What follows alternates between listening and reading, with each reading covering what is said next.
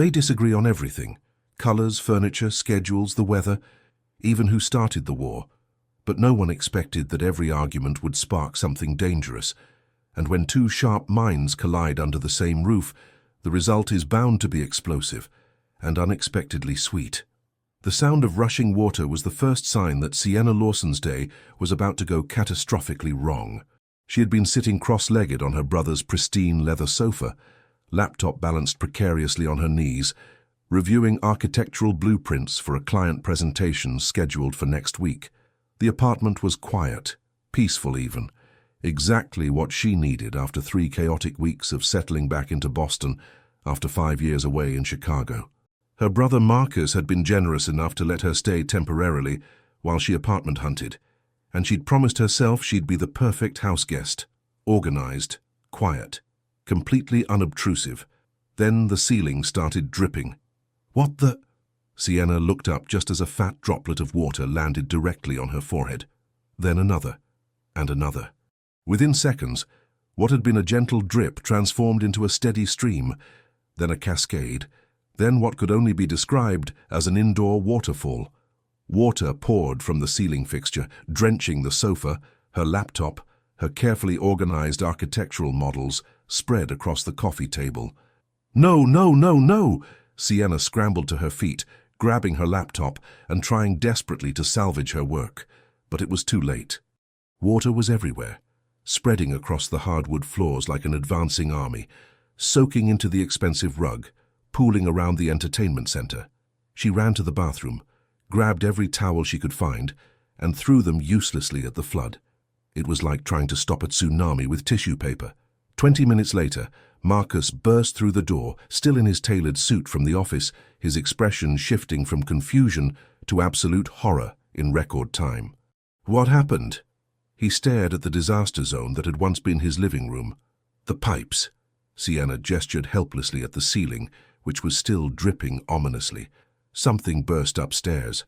I called the building manager 15 minutes ago, but if this story is touching your heart, show your support. Leave a like, subscribe to the channel, and share it with your friends. Every action helps us keep bringing you new stories full of emotion. As if on cue, the building manager appeared in the doorway, clipboard in hand, and an apologetic expression plastered on his face. Mr. Lawson, I'm so sorry. The unit above you had a major pipe failure. The damage is extensive. You're going to need to relocate for at least a month, maybe longer. Marcus ran a hand through his dark hair, the same shade as Sienna's, and let out a long breath. A month, at minimum. We need to gut the ceiling, check for mold, replace the drywall, refinish the floor. The manager rattled off a list of repairs that made Sienna's head spin. She felt guilt settle in her stomach like a stone. This was Marcus's beautiful apartment, his sanctuary from his demanding job as a tech company executive, and now it looked like a water park had exploded inside it. I'm so sorry, she said quietly. If I had noticed sooner. This isn't your fault, Cece. Marcus used her childhood nickname, something he only did when he was trying to make her feel better. But we do need to figure out where we're staying. The manager cleared his throat. The building will cover hotel accommodations if you need. No need. Marcus pulled out his phone. I'll call Brandon. He's always offering his place when he travels for business. He's got that massive penthouse with 4 guest suites. Sienna's head snapped up. Brandon? Yeah, Brandon Rogers. My business partner, remember. I've mentioned him before. Marcus was already scrolling through his contacts, oblivious to the way Sienna's face had gone pale. Brandon Rogers. The name hit her like a physical blow, dragging her back 9 years to a moment she'd spent nearly a decade trying to forget. The university hallway, the armload of architectural models she'd been carrying for her final project presentation. The way her heel had caught on absolutely nothing, sending her sprawling spectacularly across the polished floor, models flying in every direction like architectural confetti. And the laughter, that horrible, mocking laughter that had echoed through the corridor as she lay there, mortified, tangled in foam core and balsa wood. She could still see him, devastatingly handsome even then, surrounded by his group of equally attractive friends, holding up his phone, recording her. Actually recording her humiliation for posterity. She'd heard later that he'd shown the video to everyone at a party that weekend. People had laughed about it for months. Brandon Rogers had become the star of her revenge fantasies. In her mind, she'd concocted elaborate scenarios where she was wildly successful, and he was desperately asking for her help, which she would deny with cold satisfaction. She'd imagined accidentally on purpose spilling coffee on his expensive suit at a professional conference. She'd even once drafted an email she never sent, detailing exactly what she thought of him and his cruel sense of humor. And now Marcus wanted them to stay in his penthouse? Marcus, no. The words came out sharper than she intended. We can just get a hotel. The building will pay for it. Don't be ridiculous. Brandon's place is incredible and he's rarely there anyway. Always traveling for work. Marcus had his phone to his ear now. Plus, hotel rooms are cramped. We'd be on top of each other. This way we'll have space, a proper kitchen. Hey, Brandon. Man, I need a huge favor. Sienna wanted to snatch the phone from her brother's hand. She wanted to explain that Brandon Rogers was the last person on earth she wanted to be indebted to. She wanted to tell Marcus about that horrible day in college, about the humiliation that still made her cheeks burn when she thought about it. But Marcus was already explaining the situation, his face brightening as he listened to whatever Brandon was saying. Are you serious? Man, that would be amazing. We really appreciate it. He paused. Yeah, she just moved back a few weeks ago. You'll finally get to meet her properly. I know you guys were at the same university, but different years, right? Different years, that was one way to put it. She'd been a sophomore struggling with imposter syndrome and an armload of fragile models. He'd been a senior business major with too much confidence and a smartphone. Marcus ended the call with a broad smile. All set. Brandon says we can stay as long as we need. He's got a work trip to San Francisco next week anyway. Marcus, really, I think a hotel would be better. Sienna. Her brother fixed her with that older sibling look that meant the discussion was over. Brandon's penthouse has 4 guest suites, a massive kitchen, and a view of the entire city. We're not paying hotel prices when he's offering for free. Besides, he's my best friend and business partner. It would be weird if I didn't accept. Best friend. Of course, Brandon Rogers was her brother's best friend. The universe clearly had a sadistic sense of humor. As Marcus started making calls to arrange movers for their salvageable belongings, Sienna stared at the water still dripping from the ceiling and felt an eerily similar sense of impending disaster. She'd spent 9 years carefully avoiding Brandon Rogers, building a successful career in Chicago, becoming the kind of confident architect who would never trip over her own feet while carrying models. And now she was going to be living in his penthouse for a month. The universe, Sienna decided, was officially playing a practical joke on her, and she had a sinking feeling she was about to become the punchline. Again. Brandon Rogers stood in the floor-to-ceiling windows of his penthouse, watching the Boston skyline glitter in the twilight, and tried to remember why he'd agreed to this. Oh, right. Because Marcus was his best friend and business partner, and you didn't say no when your best friend's apartment turned into an aquarium. What Marcus didn't know, what Brandon had successfully avoided mentioning for the past 9 years, was that his little sister was the girl, the one from the hallway, the one with the enormous brown eyes and the architectural models and the most spectacular fall he'd ever witnessed, the one he'd been stupidly, helplessly infatuated with. Brandon could still remember that moment with painful clarity. He'd been walking to class with his friends, feeling on top of the world in that obnoxious way senior-year business majors often did. Then, he'd seen her struggling with an armload of delicate models, her dark hair falling across her face as she concentrated on not dropping anything. He'd wanted to help, had actually been about to offer to carry something for her. Then she'd tripped, and he'd laughed. Not because it was funny, though objectively, the way those models had exploded into the air like some kind of architectural fireworks display had been fairly spectacular. No. He'd laughed because he was 22 years old and completely terrified by the intensity of his attraction to this gorgeous sophomore who didn't even know he existed. The laugh had been pure nervous energy, the kind that erupts when you're desperately trying to look cool in front of someone who makes you feel decidedly uncool. His friends had laughed too, following his lead. And yes, one of them had been recording on their phone because that's what idiots in their 20s did. And yes, he'd watched that video maybe 100 times, not because he was mocking her, but because it was the only footage he had of the girl who'd been occupying far too many of his thoughts. By the time he'd worked up the courage to actually approach her, the next day with a carefully planned apology and an offer to buy her coffee, she'd transferred to a different section of the only class they shared. He'd asked around and heard she was actively avoiding that jerk who laughed at her. The label had stuck. That jerk. For 9 years he'd been that jerk to Sienna Lawson, and now she was about to walk through his door. The elevator chimed. Brandon turned just as Marcus emerged, pulling a suitcase and wearing his standard confident grin. "Man, you're a lifesaver. The movers are bringing the rest tomorrow morning." "No problem." Brandon stepped forward to help with the luggage, his eyes scanning the elevator for... She appeared like a storm cloud in human form. Sienna Lawson had changed in 9 years, but somehow that made everything worse. She'd been pretty in college, but now she was devastating. Tall and graceful in dark jeans and a cream sweater, her long dark hair pulled back in a ponytail that should have looked casual but instead looked effortlessly elegant. Her brown eyes, which he remembered as warm and expressive, were currently shooting daggers directly at his chest. "Brandon, this is my sister Sienna. Cece, this is Brandon Rogers." The temperature in the room dropped approximately 40 degrees. "We've met," Sienna said, her voice crisp enough to cut glass. Marcus looked between them, confused. "You have?" Briefly. Brandon kept his expression neutral, though his heart was hammering. Same university, different years. Same humiliation, same asshole. Sienna's smile was razor-sharp. "Sienna!"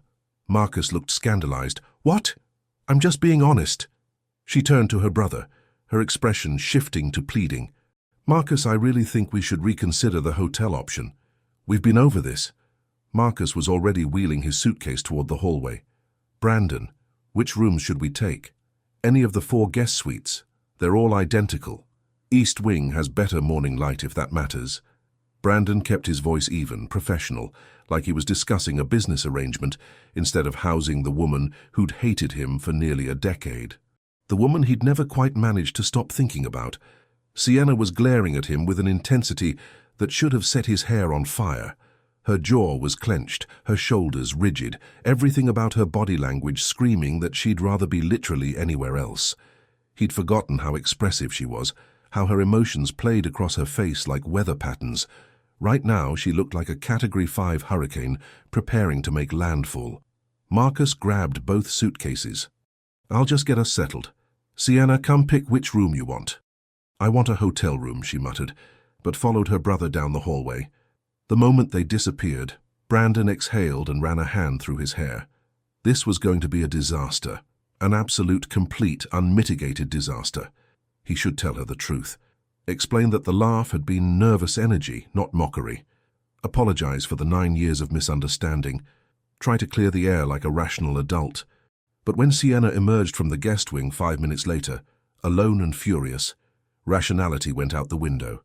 "Let me make something very clear," she said, marching up to him with her hands on her hips. "I don't want to be here. I think you're arrogant, immature, and apparently my brother has terrible taste in friends. But since I don't have a choice—" "You're welcome, by the way." The sarcasm slipped out before he could stop it. "Old habits." Her eyes flashed. "Excuse me? For the free luxury accommodations. Most people would say thank you. Most people didn't spend their college years being your personal comedy special. That was 9 years ago. And yet, I remember it perfectly." She stepped closer, and Brandon caught the faint scent of something floral.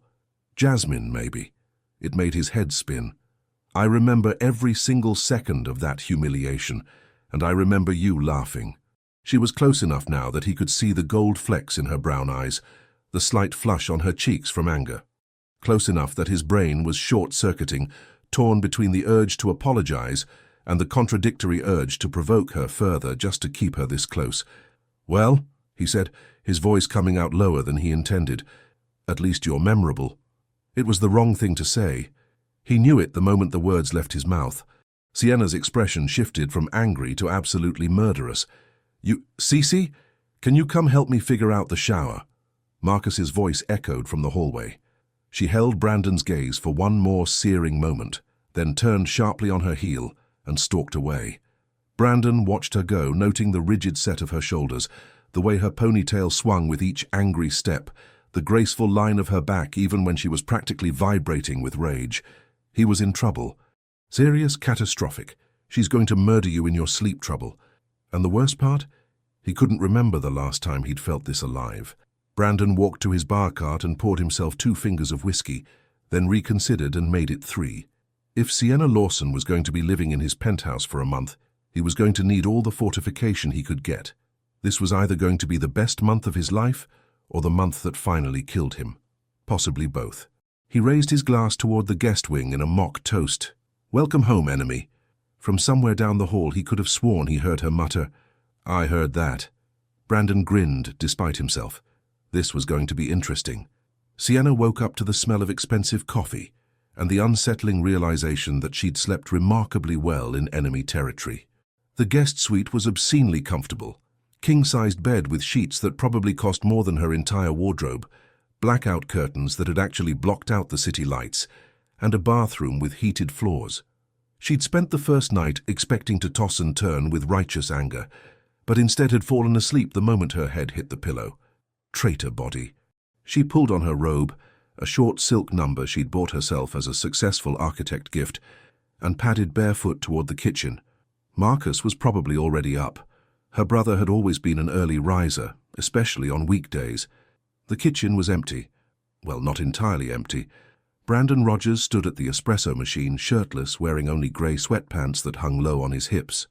His back was to her, and Sienna's traitorous eyes immediately catalogued details she absolutely did not want to notice. Broad shoulders, defined muscles that suggested regular gym sessions, a small tattoo on his left shoulder blade that looked like coordinates.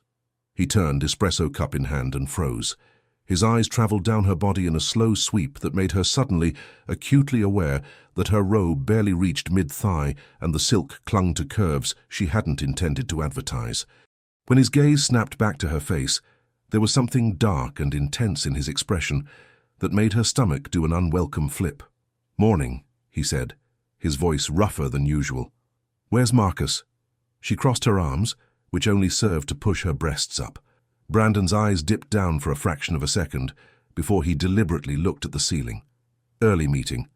Left about 20 minutes ago." He cleared his throat. "Coffee? I can make my own coffee." "Of course you can. You're remarkably capable. I'm sure the coffee machine is terrified." There it was, that sarcasm that made her want to throw things at his infuriatingly handsome face. Sienna marched to the espresso machine, acutely aware that she had to pass within inches of his half-naked body. She could feel the heat radiating from his skin, could smell whatever ridiculously expensive soap he used, could see a small scar on his collarbone, and wondered briefly how he'd gotten it. She grabbed a cup with more force than necessary. "Careful," Brandon murmured from somewhere far too close behind her. "That's Italian ceramic. Costs more than most people's car payments." "Then maybe you shouldn't keep your pretentious cups where people can reach them." Maybe my pretentious cups weren't expecting a hostile invasion. She whirled around, which proved to be a tactical error because it put them nose to chest. Well, her nose to his very bare, very muscular chest. She forced her gaze upward and found him looking down at her with an expression that was equal parts amusement and something else, something that made her pulse quicken. "I'm not hostile," she said, pleased that her voice came out steady. "I'm appropriately responding to being trapped in the home of someone who once made my life miserable. 9 years ago. Time doesn't heal all wounds." Clearly. His eyes dropped to her mouth for just a second. "Some wounds apparently just fester." "Are you calling me festering?" "I'm calling your grudge festering." They were standing so close she could count his eyelashes, could see the small flecks of gold in his otherwise dark eyes, could feel the way his breath hitched slightly when she unconsciously swayed closer. "Sienna," Marcus's voice echoed from the entrance. "Did you see my—" "Oh." They jumped apart, like guilty teenagers. Marcus stood in the doorway, briefcase in hand, looking between them with an expression of utter confusion. "I forgot my laptop. Why are you two—" "Getting coffee," Sienna said quickly. "Arguing about coffee," Brandon corrected, "while standing weirdly close together?" "It's a small kitchen," Brandon said at the exact same time Sienna said he was blocking the machine. Marcus's eyes narrowed slightly, but then he shook his head. "Right. Anyway, Cece, don't forget you have that client call at 10, And Brandon, we have the investor meeting at 2. Got it. Brandon moved toward the sink, putting blessed distance between them. Marcus grabbed his laptop from the counter and headed back toward the door. Try not to kill each other before I get home. I'd hate to have to choose which one of you to help hide the body. The moment he left, silence descended like a heavy blanket. Sienna finished making her coffee with mechanical precision, hyper-aware of Brandon leaning against the counter, watching her. She could feel his gaze tracking her every movement.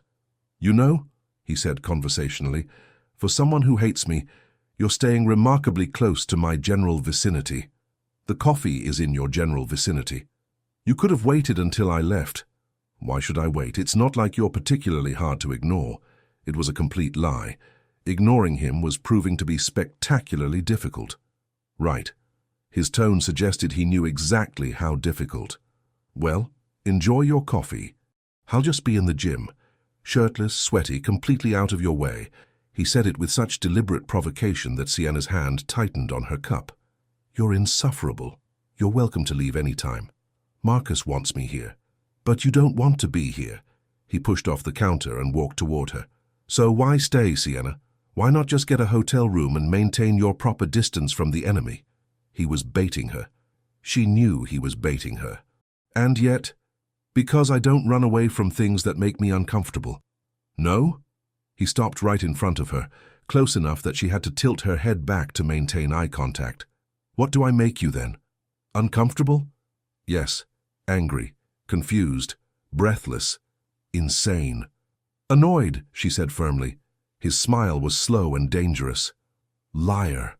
Then he walked away, leaving her standing in the kitchen, coffee cup trembling slightly in her hand, her heart racing in a way that had nothing to do with caffeine and everything to do with the realization that this month was going to be far more complicated than she'd anticipated. From somewhere down the hall, she heard the gym door close. Sienna looked down at her coffee, then toward the gym, then back at her coffee. "Absolutely not," she told herself firmly. "You are not attracted to Brandon Rogers. You hate Brandon Rogers.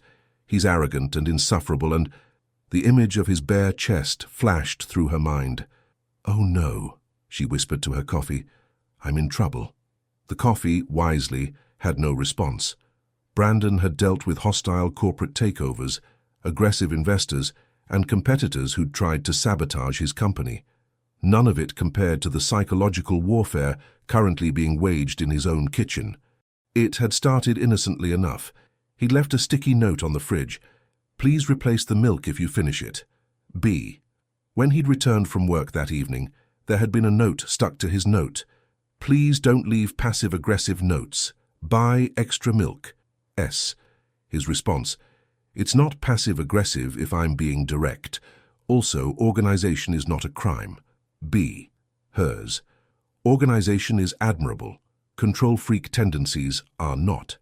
S. His: "Says the woman who rearranged my entire spice cabinet by color." B. Hers: "It was chaos. You had paprika next to cinnamon. That's practically criminal." S. Now, 3 days into their cohabitation, the penthouse was covered in sticky notes. They were on the bathroom mirror. "Please don't use all the hot water, Danke. Please don't take 40-minute showers." B. The remote control: "Stop hogging the TV." S. "Stop watching tragic architectural documentaries at midnight." B. And his personal favorite stuck to his laptop: "Your music taste is as pretentious as your coffee machine." S. He'd responded by queuing up a playlist of the most aggressively mainstream pop songs he could find and playing them at breakfast. She'd retaliated by reorganizing his home office filing system. It was, Brandon had to admit, the most fun he'd had in years. Marcus seemed oblivious to the tension crackling through the penthouse.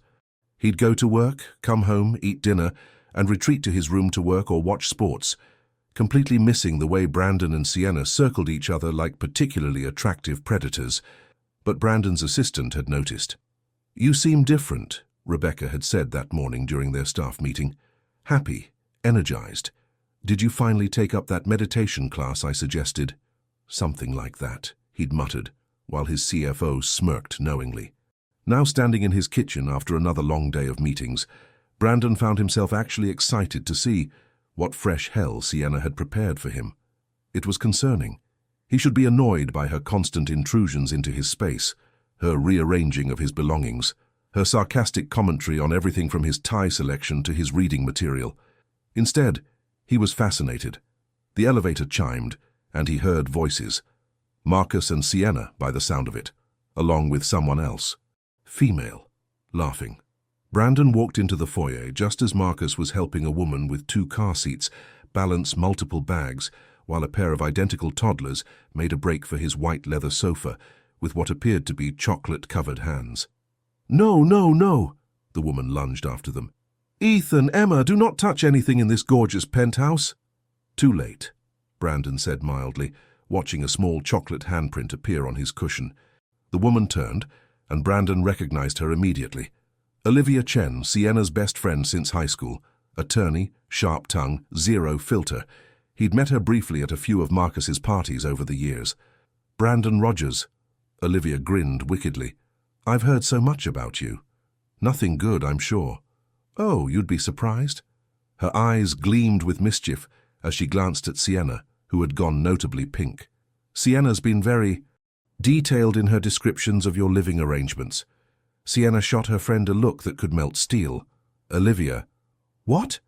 "I'm just saying, you've mentioned him every single day since you moved in." "Brandon did this." Brandon said that. "Brandon walks around shirtless like he owns the place," which technically he does. "I hate you," Sienna hissed. "No, you don't. You love me. I'm your truth-teller." Olivia turned back to Brandon with an assessing look. "So, you're the infamous Brandon Rogers." "Infamous is a strong word. So is arrogant, yet here we are." She said it cheerfully without malice, while simultaneously preventing her son from climbing Brandon's bookshelf. "Ethan, get down. Sorry, they're feral today. I swear we teach them manners, but they choose chaos." Marcus laughed, clearly comfortable with the chaos. "I'll order pizza. Olivia's staying for dinner." "Wonderful," Brandon said, meaning it despite the chocolate handprints. Olivia's presence meant Sienna would be off balance, and an off-balance Sienna was an interesting Sienna.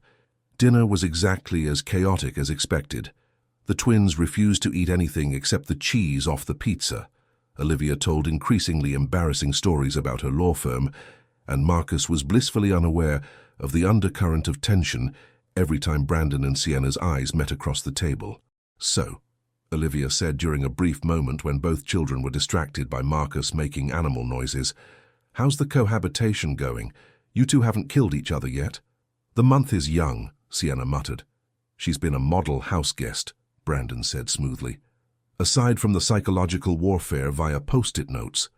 "The notes are necessary communication," Sienna defended. "They're passive-aggressive art. You started it. You escalated it."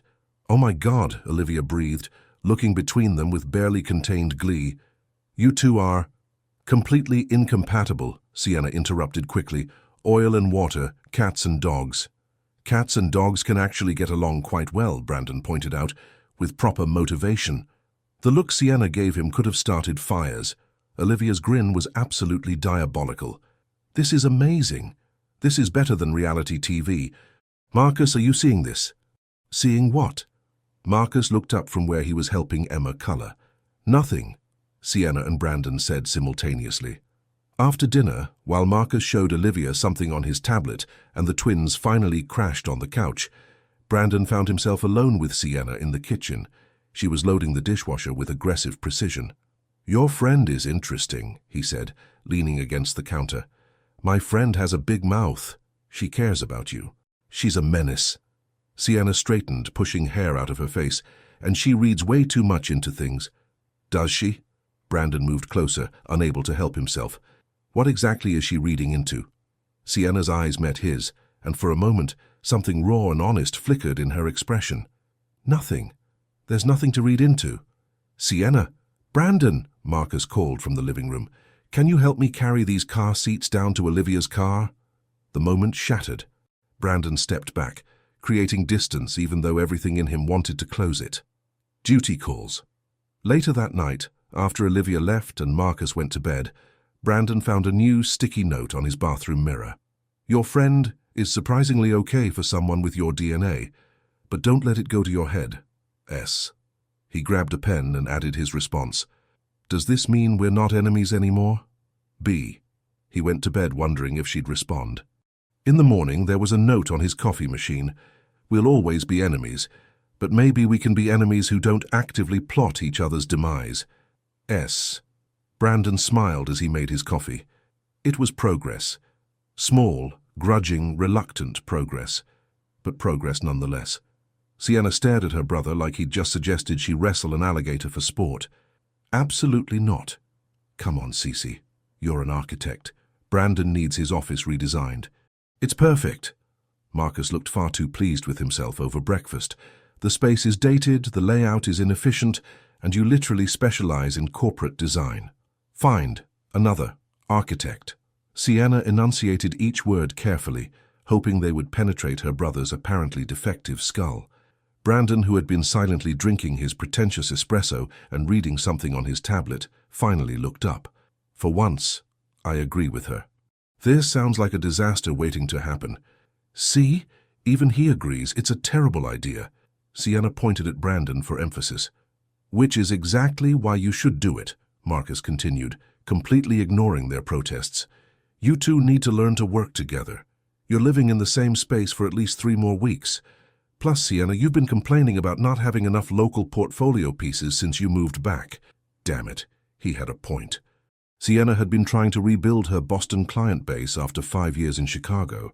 A high-profile tech company office redesign would look incredible in her portfolio, and Brandon's company, Rogers Technologies, was exactly the kind of prestigious client she needed. But working with Brandon? The man who left sarcastic notes about her shower duration? The man whose half-naked torso she'd accidentally memorized in embarrassing detail?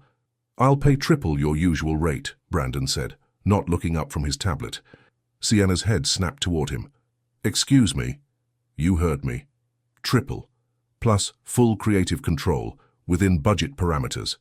Now he did look at her, one eyebrow raised in challenge. Unless you're scared you can't handle working with me professionally.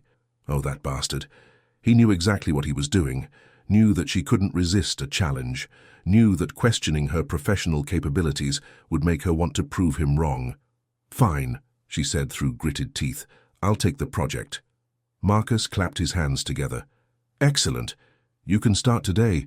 Brandon's office is a disaster anyway. It's not a disaster, Brandon protested. It's minimalist. It's empty, Sienna countered. There's a difference between minimalist and I have no personality. My office has plenty of personality. If that personality is corporate robot, then sure. Marcus stood, grabbing his briefcase with a satisfied smile. See? You're already collaborating. I'll leave you two to discuss the details. Try not to burn down the penthouse in the process. The moment Marcus left, Sienna and Brandon turned to face each other. Ground rules, Sienna said firmly. This is a professional engagement. I'm the architect, you're the client. You don't get to mock my design choices. I'm paying triple rate. I absolutely get to mock your design choices. Then I quit. You can't quit. You haven't started yet. Watch me. They glared at each other across the breakfast bar. The air crackled with tension, challenge, and something else neither of them wanted to name. Brandon broke first. Fine. I'll try to limit the mocking to constructive criticism. How generous of you. When do you want to see the space? This afternoon I have a client call at 11, then I'm free. Works for me. Meeting at 2 at my office downtown. I'll be there. Sienna stood, gathering her empty coffee cup. And Brandon? Try not to be completely insufferable during this project. I'll do my best, he said with a smile that was absolutely insufferable, but I make no promises. The Brandon's office was exactly what Sienna had expected. Sterile, efficient, and completely devoid of warmth. The space was large, taking up the entire top floor of the Rogers Technologies building. Floor-to-ceiling windows offered a spectacular view of Boston Harbor, but the interior looked like it had been decorated by someone who'd read about personality in a textbook but never actually experienced it. Generic grey walls, standard corporate furniture. Not a single personal item except a framed photo of what looked like Brandon with Marcus at some business event. It's worse than I thought, Sienna said, walking through the space with her tablet, taking notes and measurements. Brandon, leaning against his massive desk, crossed his arms. What's wrong with it? What's right with it? This looks like a stock photo labeled generic office space. Where's your personality, your interests? Any indication that an actual human works here? It's an office, not a living room. It's where you spend most of your waking hours. It should reflect who you are. She gestured at the empty walls. Do you have any art? Any color preferences? Anything you actually care about? I care about efficiency. Efficiency isn't a design aesthetic, it's a cop-out. Sienna pulled up her design software, already sketching rough concepts. You need warmth. Depth. Something that says I'm a successful CEO who's also a human being with interests and personality. What if I'm not interested in revealing my personality to clients and employees? Then you're going to end up with another grey box, and I'm going to refuse to put my name on this project. She looked up from her tablet. What do you do when you're not working? Hobbies? Interests? Brandon seemed genuinely stumped by the question. I work out. Read, I guess. I like sailing. Sailing. Finally, something interesting. What else? I collect vintage architecture books. Sienna's head jerked up. You what? Architecture books, rare editions, first prints of Frank Lloyd Wright, Le Corbusier, that kind of thing. He looked almost embarrassed. I know it's nerdy. That's actually really cool. She meant it. Why didn't you mention this before? Because you assumed I was a personality-free corporate drone? Fair point. Show me your collection. It's at the penthouse. In storage. Didn't really fit the minimalist office aesthetic. We're fixing that. Those books should be displayed, not hidden away like some shameful secret. Sienna was already revising her mental designs. Rich wood tones, navy accents to play off the sailing interest, built-in bookshelves for the collection. Maybe some nautical elements, but tasteful, not cheesy. Photos of actual sailboats you've been on, not stock images. She looked up to find Brandon staring at her with an unreadable expression. What? Nothing, just, you're really good at this. The compliment caught her off guard. Oh, thanks. I mean, it's literally my job, so... Still, the way you see space, the way you translate interests into design, it's impressive. Sienna felt heat rise to her cheeks and firmly told herself it was just the afternoon sun through the windows. Well, don't get used to compliments. I'm sure we'll be fighting about paint colors within the hour. Absolutely, but his smile was warm, genuine. I'm thinking beige. I'm thinking you have no taste, and we should start with the fact that beige is not a color, it's a surrender. See? Already fighting. This is going to be a nightmare. Undoubtedly. He pushed off the desk and walked toward her, stopping just close enough to see her tablet screen. Show me what you're thinking. Sienna pulled up her rough sketches, hyper-aware of his proximity. The way he smelled like expensive cologne and coffee, the way his arm almost brushed hers as he leaned in to look. Navy walls here, she said, pointing. Wood built-ins along this wall for your book collection. Your desk angled to face the windows instead of the door. More natural light, better view. Comfortable seating area here for informal meetings. I like it. His voice was quieter now, thoughtful. What about this corner?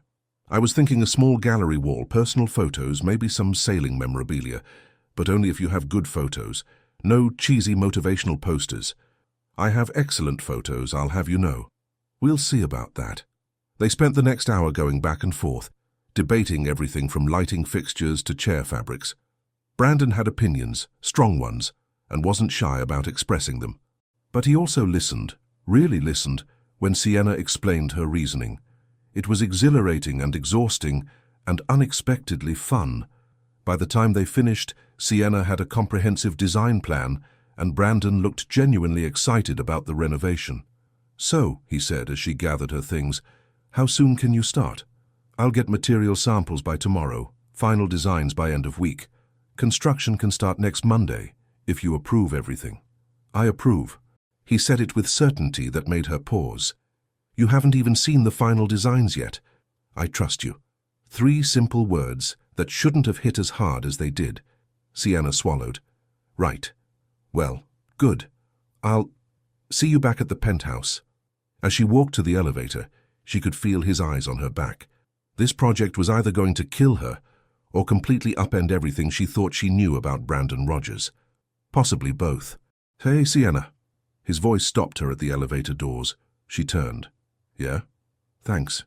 For not making this a complete disaster. Day's not over yet.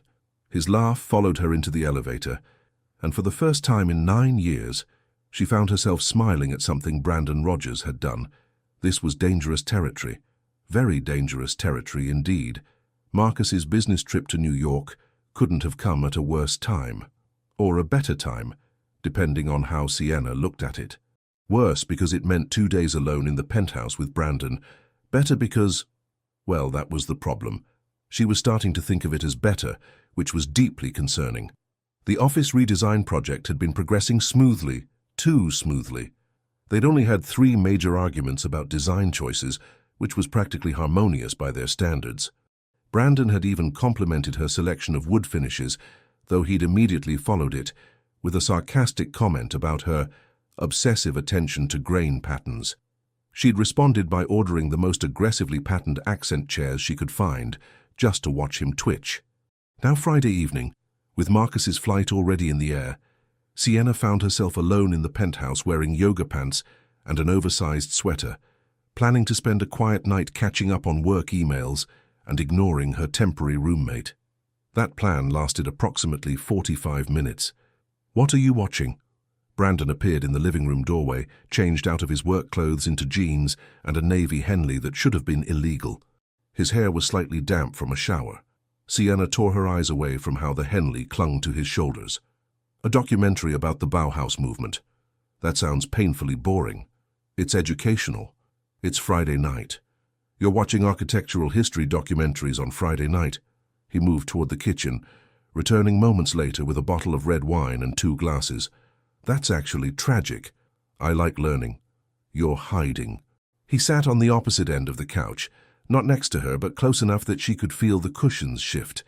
Marcus is gone. You can admit you're bored out of your mind. I'm not bored. Liar. He poured wine into both glasses, offering her one. Come on, it's after 8 on a Friday. We're both adults who apparently have no social life. Let's at least pick something entertaining to watch while we drink. Sienna eyed the wine glass suspiciously. Is this a trap? It's a beverage. What kind of trap could it possibly be? The kind where you get me tipsy and mock my taste in entertainment. I promise to only mock you at baseline levels. He raised his own glass. Truce? Just for tonight? Against her better judgment, Sienna took the glass. Fine, but I'm picking the movie. Absolutely not. Your taste is apparently limited to things that put people to sleep. Says the man who probably watches nothing but business documentaries and action movies with 0 plot. Action movies have plots. Bad guy does bad thing, good guy punches bad guy is not a plot. It's the activity sequence. Brandon's laugh was startled and genuine. Did you just insult an entire genre? I insulted your taste. The genre is fine. Okay, architect, what do you suggest? Sienna grabbed the remote and started scrolling. Something with actual substance, character development, emotional depth. So, a romance. No. You're scrolling through the romance section. I'm scrolling past the romance section. Oh, she stopped. Wait, is that the new adaptation of Pride and Prejudice? Please no, Brandon groaned. Anything but period drama. I'll die of boredom. It's a classic. It's people in fancy clothes talking for 2 hours. It's about social commentary and witty banter and... She paused, turning to look at him. Wait, have you ever actually watched Pride and Prejudice? No, and I intend to keep it that way. Coward. His eyes narrowed. What did you just call me? You heard me. You're scared of a period drama. That's actually kind of embarrassing for a successful CEO. I'm not scared. I'm sensibly avoiding bad entertainment. Prove it. Watch it with me. She knew she was being ridiculous, that she was essentially daring him to sit through a movie she knew he'd hate, but the wine was making her bold and his presence was making her reckless. Brandon studied her for a long moment, something calculating in his expression. Fine, but if I'm suffering through this, we're drinking more wine. Deal. 20 minutes into the movie, Sienna was acutely aware of how the couch had somehow gotten smaller, or they'd gotten closer. One of the two. Brandon, to his credit, was actually watching the movie instead of his phone. He'd refilled both their glasses twice, and Sienna was pleasantly warm, relaxed in a way she hadn't been since moving into the penthouse. Okay, Brandon said during a particularly dramatic exchange between Elizabeth and Darcy.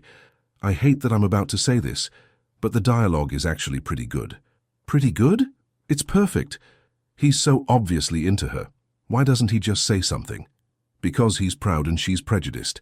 That's literally the entire point. It's frustrating is what it is. Brandon gestured at the screen with his wineglass, and Sienna noticed he was slightly flushed. Just tell her you like her. What's the worst that could happen? She could hate him for 9 years over a misunderstanding. The words were out before Sienna could stop them. Silence. Brandon turned to look at her, his expression suddenly serious. Is that what we're doing? Acting out our own period drama? We're not in a period drama. No, but we are two people who spent years misunderstanding each other. He set down his wineglass. Sienna, next scene is the dance scene, she interrupted desperately, turning back to the screen. This is the good part. She could feel him still looking at her, could feel the weight of words unspoken hanging between them. But then the music swelled on screen, and he turned back to the movie. By the time they reached the second proposal scene, they'd finished the bottle of wine and somehow migrated to the middle of the couch. Sienna's feet were tucked under her, and she was leaning slightly against the armrest, which put her much closer to Brandon than was strictly necessary or wise. Okay, I'll admit it, Brandon said as the credits rolled. That was not terrible. High praise from the film critic. I'm man enough to admit when I'm wrong. He shifted to face her, his arm stretched along the back of the couch. The dialogue was sharp, the characters were well developed, and the romantic tension was what? Palpable. His voice had dropped lower. All that dancing around each other, all those loaded conversations, it's exhausting, just watching it. But that's what makes it romantic. The build-up, the tension.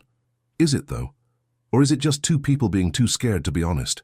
They were looking at each other now, and Sienna realized with absolute clarity that they weren't talking about the movie anymore. Maybe they needed the time, she said quietly, to understand each other, to move past their initial impressions. And if they never move past them, then they miss out on something potentially incredible. Brandon's hand, resting on the back of the couch, moved slightly. His fingers brushed against her shoulder, so light it could have been accidental.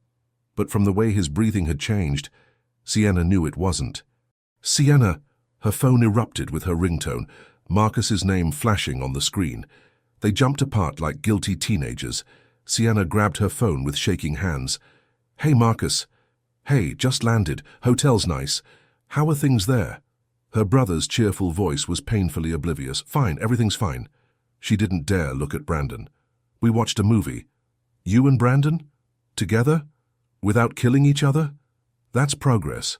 Yeah, progress. Her voice came out strangled. Anyway, just wanted to check in. I'll call tomorrow. Don't burn down the penthouse. Wouldn't dream of it. Good night. She ended the call and finally looked at Brandon. He was staring at his hands, jaw tight, looking like a man engaged in serious internal debate. I should...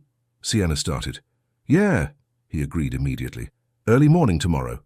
Right, same. Neither of them moved. That movie was... They both said at the same time. You first, Brandon offered. I was just going to say it was better than I expected. That wasn't at all what she'd been about to say, but it was safer. Much better. He stood, creating necessary distance. Good night, Sienna. Good night. She watched him walk toward his room, every line of his body suggesting restraint, control, careful distance. Only when she heard his door close did she let out the breath she'd been holding. She looked at the empty wine bottle, the 2 glasses, the TV frozen on the Pride and Prejudice menu screen. I'm in so much trouble, she whispered to the empty room. From somewhere down the hall, she could have sworn she heard Brandon's door open, then close again, as if he'd started to come back and thought better of it. Sienna picked up the wine glasses and headed to the kitchen, her heart still racing. 3 more weeks in this penthouse. She was never going to survive. Sienna stood in front of her closet, holding up a deep green dress that Olivia had insisted she pack when moving back to Boston. You need to get out of that penthouse, Olivia had said over the phone that afternoon. Go on a date. Remember what normal romantic interaction looks like, because whatever weird tension thing you've got going with Brandon Rogers is not normal. There's no weird tension thing, Sienna had protested weakly. You watched Pride and Prejudice with him, drank wine, almost kissed. We did not almost kiss. The way you described it, you absolutely almost kissed. You're in denial. Which is why you need to go out with Andrew. He's nice, he's age-appropriate, and he's not your childhood enemy. Andrew Chen, no relation to Olivia despite the shared surname, was a financial consultant who'd asked Sienna out at a networking event last week. He was attractive, successful, and had made her laugh exactly once during their 15-minute conversation. It was the sensible choice, which was why now, staring at the green dress, she felt absolutely no excitement whatsoever. You're overthinking a dress, she told her reflection. It's just dinner, with a nice, normal man, who is not Brandon. The dress slipped on perfectly. She did her makeup carefully, pulled her hair into a sophisticated updo, and added the silver earrings her mother had given her last Christmas. When she emerged from her room, she found Brandon in the kitchen, tie loosened, reviewing something on his laptop. He looked up when she entered, and his expression shifted through several emotions too quickly for her to identify. "You look—" He stopped, swallowed. "Where are you going?" "Dinner. With a friend." "A friend." His tone suggested he knew exactly what kind of friend. "The kind of friend you wear that dress for?" "The kind of friend who asked me to dinner like a normal person." She grabbed her clutch from the counter, refusing to acknowledge the way his eyes tracked her every movement. "Don't wait up." Wasn't planning on it, but as she walked to the elevator, she could feel his gaze burning into her back. The restaurant was expensive and trendy, the kind of place with minimalist plating and servers who described each dish like it was an art installation. Andrew was waiting at the table, standing politely when she arrived, pulling out her chair with practiced ease. He was perfect on paper, and absolutely, mind-numbingly boring. "So I told my client," Andrew was saying, 20 minutes into an explanation of his most recent financial portfolio restructuring, that diversification was key to long-term growth. And he finally understood the importance of— Sienna nodded, made appropriate sounds of interest, and tried very hard not to compare Andrew's monologue about stock portfolios to Brandon's sarcastic commentary about literally everything. "Stop it," she told herself firmly. "Stop thinking about Brandon." "What about you?" Andrew finally asked, cutting into his precisely arranged duck breast. "What's it like being back in Boston?" "It's an adjustment. I'm staying with my brother temporarily while I apartment hunt. Marcus Lawson, right? Tech sector. I've heard of him. Good reputation in the business community." Andrew nodded approvingly. "Smart move. Staying with family during transition periods. Financially sound." Everything was financially sound to Andrew. Romance was financially sound. Career moves were financially sound. Sienna was starting to suspect his dreams were financially sound. Her phone buzzed. She ignored it. It buzzed again. "Sorry," she murmured, checking the screen. "Brandon, is the friend treating you well?" She should ignore it. She should absolutely ignore it. Her fingers typed before her brain could intervene. "Why do you care?" His response was immediate. "I don't. Just making conversation." Sienna put her phone face down on the table. "Everything okay?" Andrew asked. "Fine. Just my brother checking in. Family is important. Solid support systems correlate with better life outcomes." Dear God. The rest of dinner passed in a haze of financial jargon and discussions about retirement planning strategies.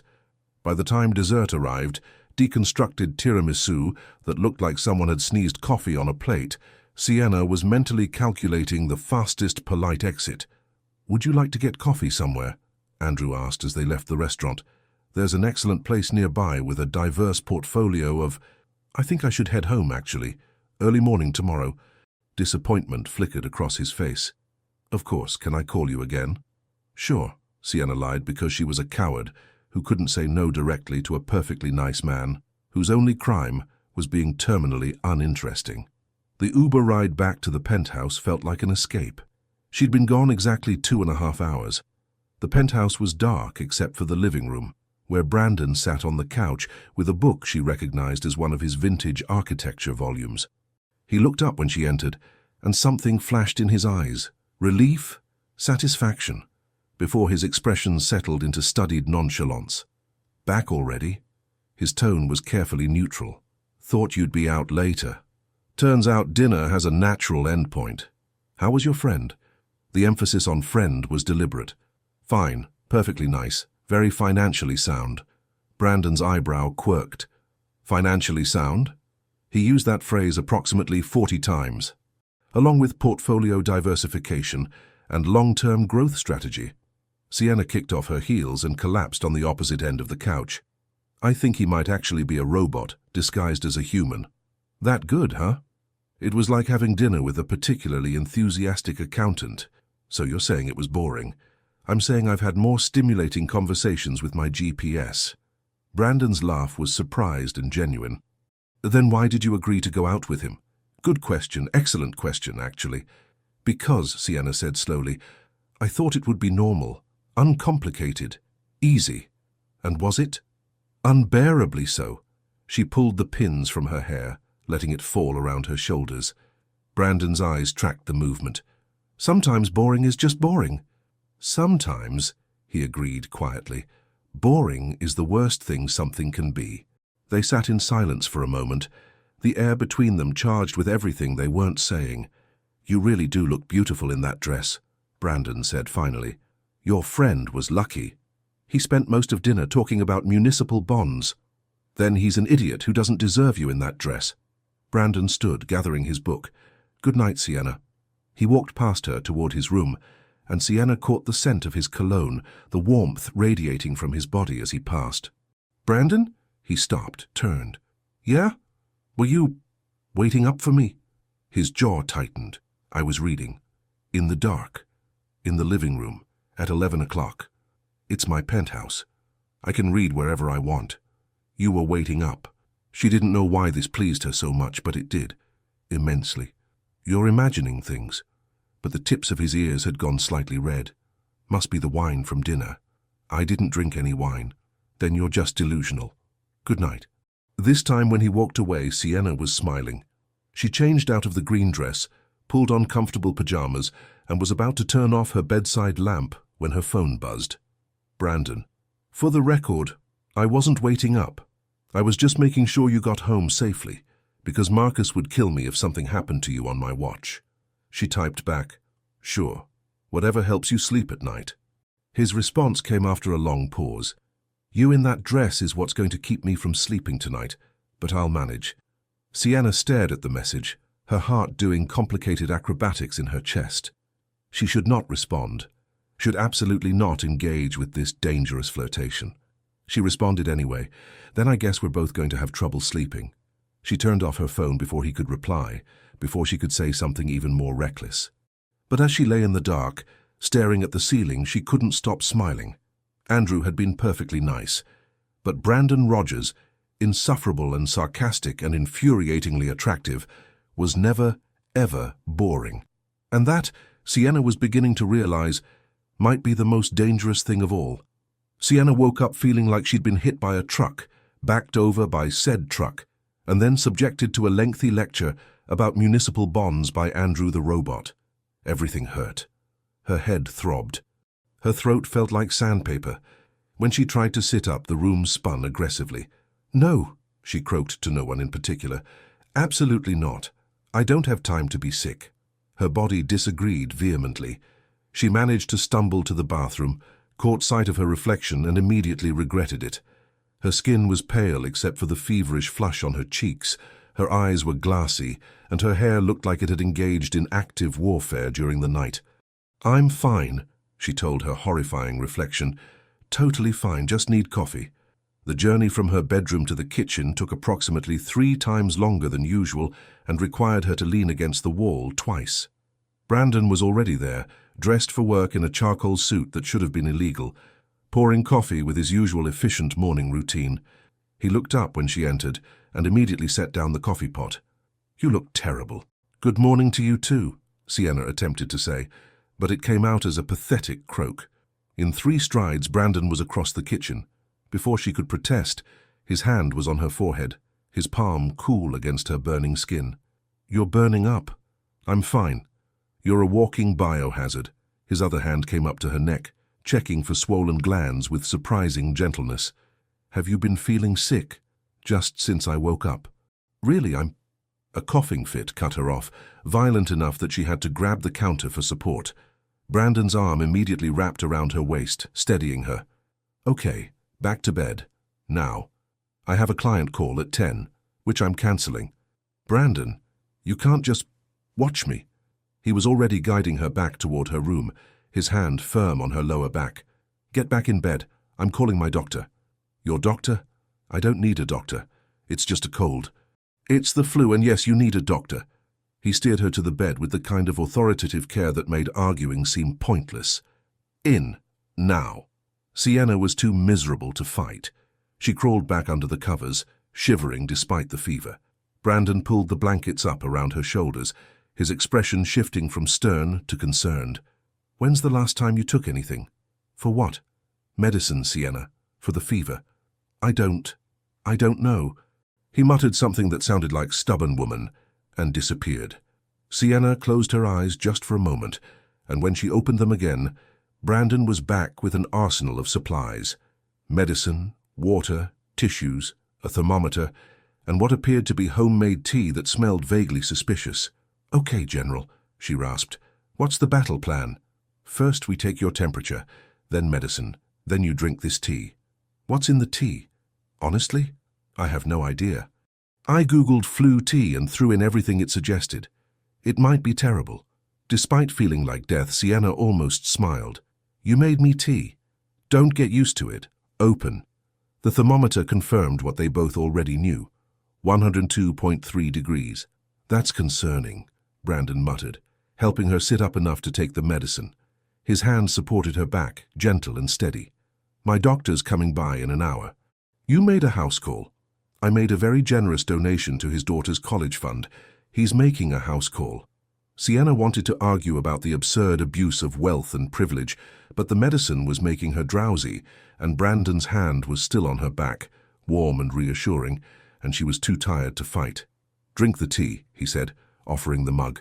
She took a tentative sip and immediately made a face. This is awful. But medicinal? Debatable. But she took another sip anyway. Good. Brandon pulled a chair over to the bedside and sat down, loosening his tie.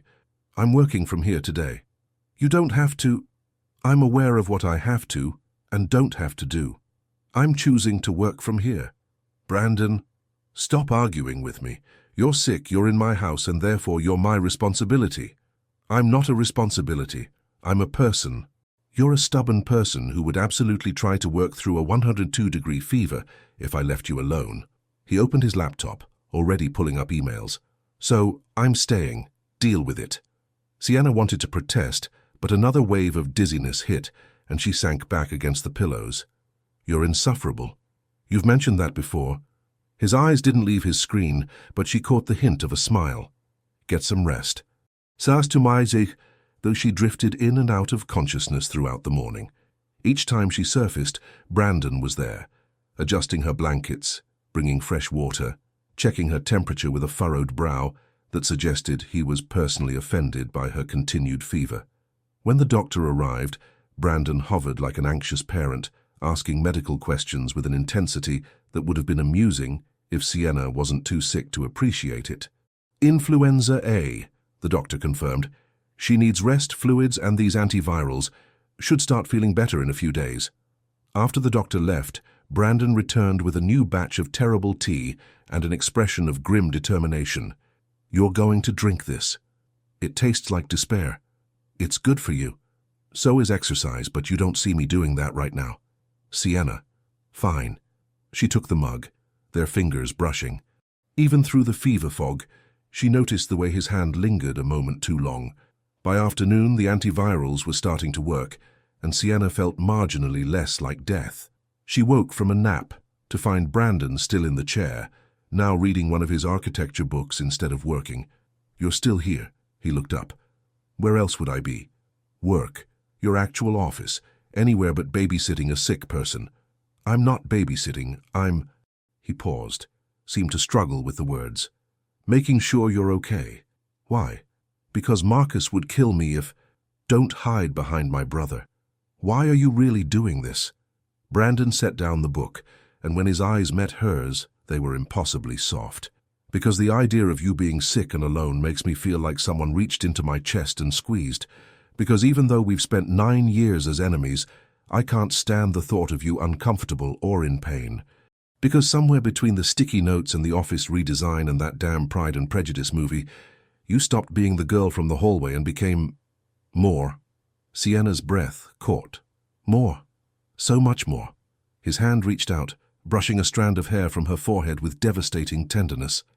And before you panic or make a sarcastic comment or hide behind our history, I know this is complicated. I know we have approximately 2 weeks left before your brother's apartment is ready. I know everything about this situation is absurd, but I needed you to know. Brandon... A knock on the door interrupted them. Brandon's expression shifted from vulnerable to irritated in record time. "Who the hell is that?" Marcus's voice called from the hallway. "Cece, someone here to see you." Brandon stood reluctantly, moving toward the door. "You should rest. I'll tell whoever it is to come back another time."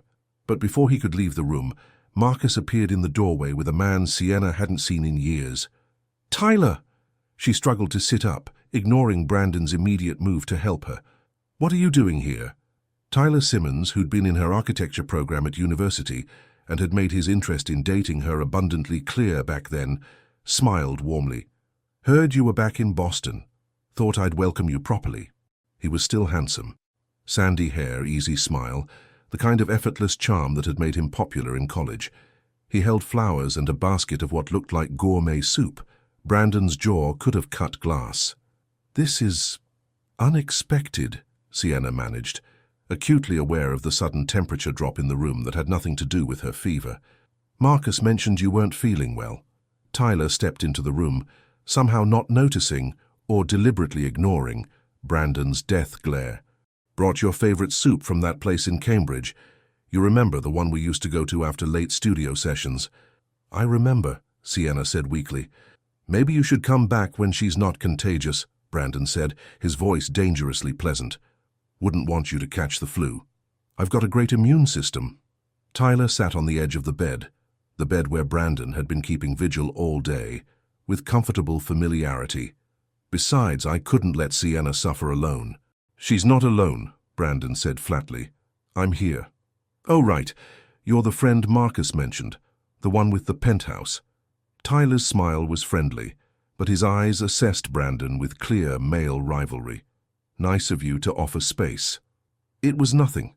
I'm sure Sienna appreciates it." Tyler turned back to her, reaching out to touch her hand. "You look tired. Have you been resting?" Before Sienna could answer, Brandon was suddenly at the other side of the bed, his hand on her shoulder.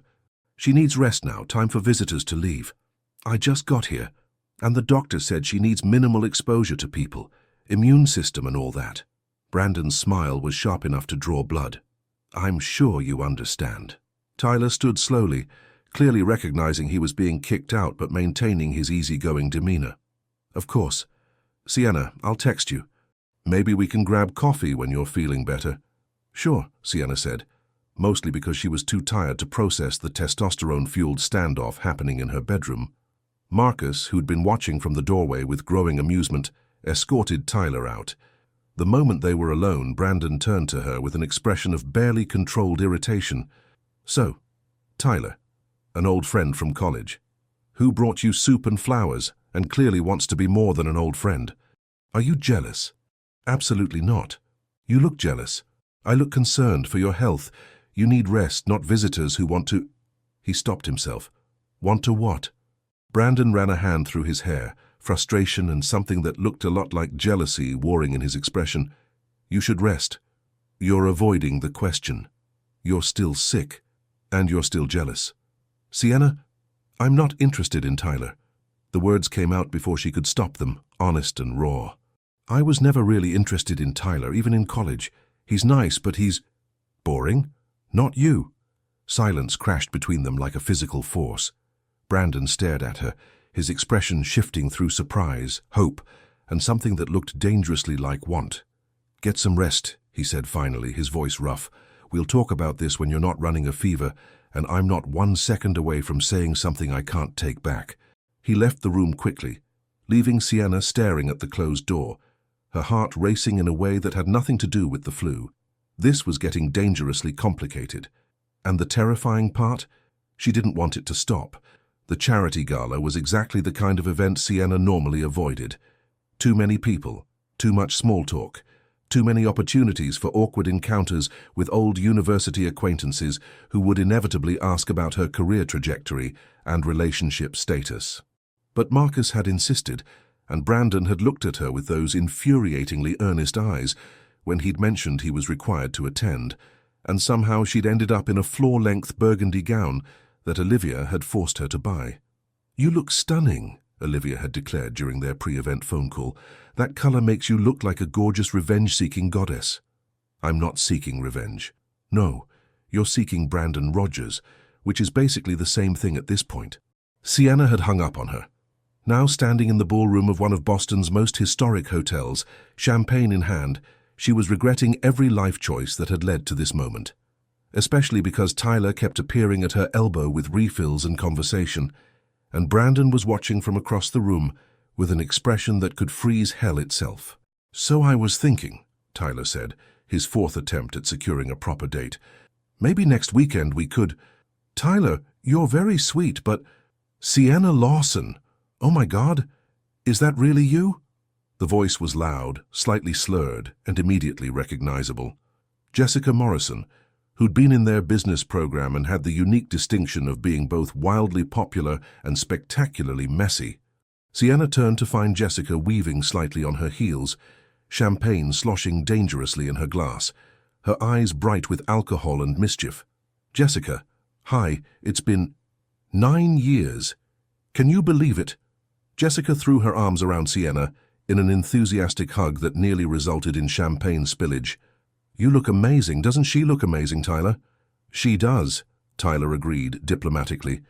"And speaking of amazing," Jessica's eyes landed on Brandon, who was making his way toward them through the crowd. Brandon Rogers, the man himself. Brandon reached them just as Jessica launched into what was clearly going to be a lengthy greeting. "Jessica, good to see you." "Is it, though? Is it really?" Jessica giggled, swaying. "Because I seem to remember you avoiding me like the plague senior year after I mentioned that tiny little secret about—" "Jessica," Brandon said, his voice carrying a warning note that Sienna had never heard before. "Maybe we should get you some water." "I don't need water. I need to tell Sienna the truth because it's hilarious and she deserves to know." Jessica turned to Sienna, her expression shifting to something almost sympathetic. "Did you know Brandon was completely, utterly, hopelessly in love with you in college?" The world stopped. Sienna heard the words, processed them, but they made no sense. "What?" "Oh, yeah." Jessica was warming to her topic, oblivious to Brandon's increasingly panicked expression. "Everyone knew. He would literally light up whenever you walked by, talked about you constantly. His friends used to tease him mercilessly about it." "That's enough," Brandon said firmly, reaching for Jessica's arm. But Jessica dodged him, focusing entirely on Sienna now. The best part, the hallway thing with the models, he was completely devastated after. Kept asking people if they knew you, if you'd talked to him. He had this whole elaborate apology planned with flowers and coffee. "Jessica, stop." Brandon's voice was sharp now, commanding, but the damage was done. Sienna stared at him, her mind reeling. "You were in love with me?" "Sienna, that's why you laughed, because you were in love with me." "It's complicated."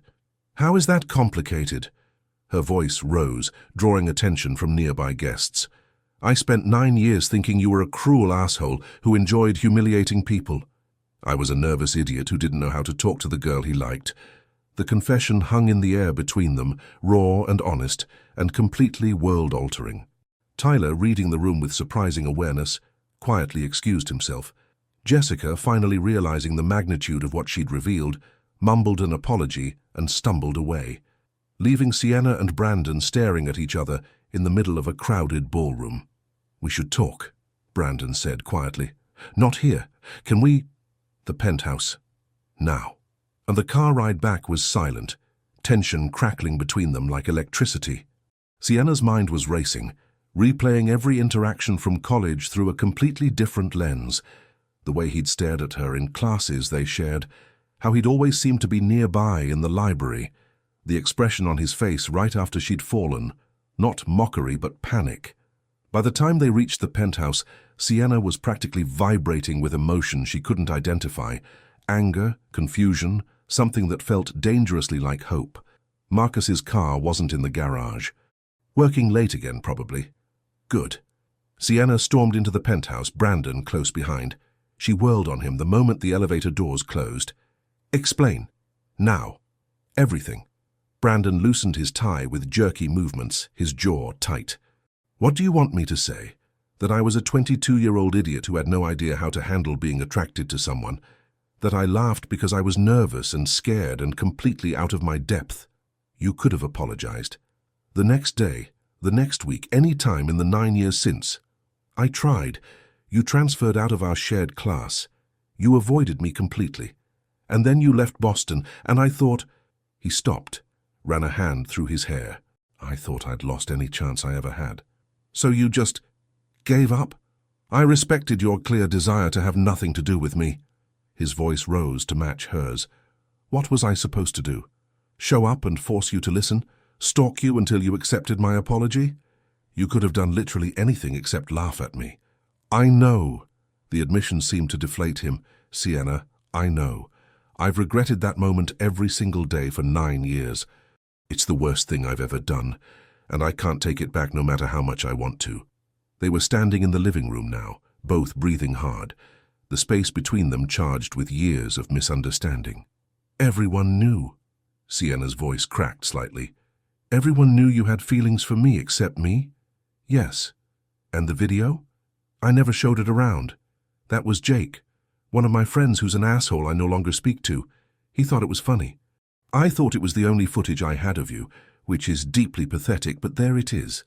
Sienna sank onto the couch, her legs suddenly unstable. I built my entire perception of you on a misunderstanding, and I let you because I didn't know how to fix it. Brandon sat beside her, careful to maintain distance. I'm sorry. For all of it. For laughing. For the video. For not trying harder to explain. Why didn't you tell me? When I moved in here, when we started working together. And say what? Hey, I know you hate me, but it's based on a misunderstanding from when I was hopelessly in love with you? That would have gone over well. You were in love with me, Sienna repeated, the words still feeling surreal. Was. Brandon's voice went quiet. Past tense. She looked at him then. Really looked at him. Saw the vulnerability in his eyes, the careful way he was holding himself, the fear that she would reject him completely. Past tense, she asked softly. His eyes met hers. I don't know how to define what I feel now. It's bigger than what I felt at 22. More real. More terrifying. Sienna's heart was hammering so hard she was certain he could hear it. Brandon, you don't have to say anything. I just needed you to know the truth. He started to stand. I'll give you space. She grabbed his hand. He froze, looking down at where her fingers wrapped around his.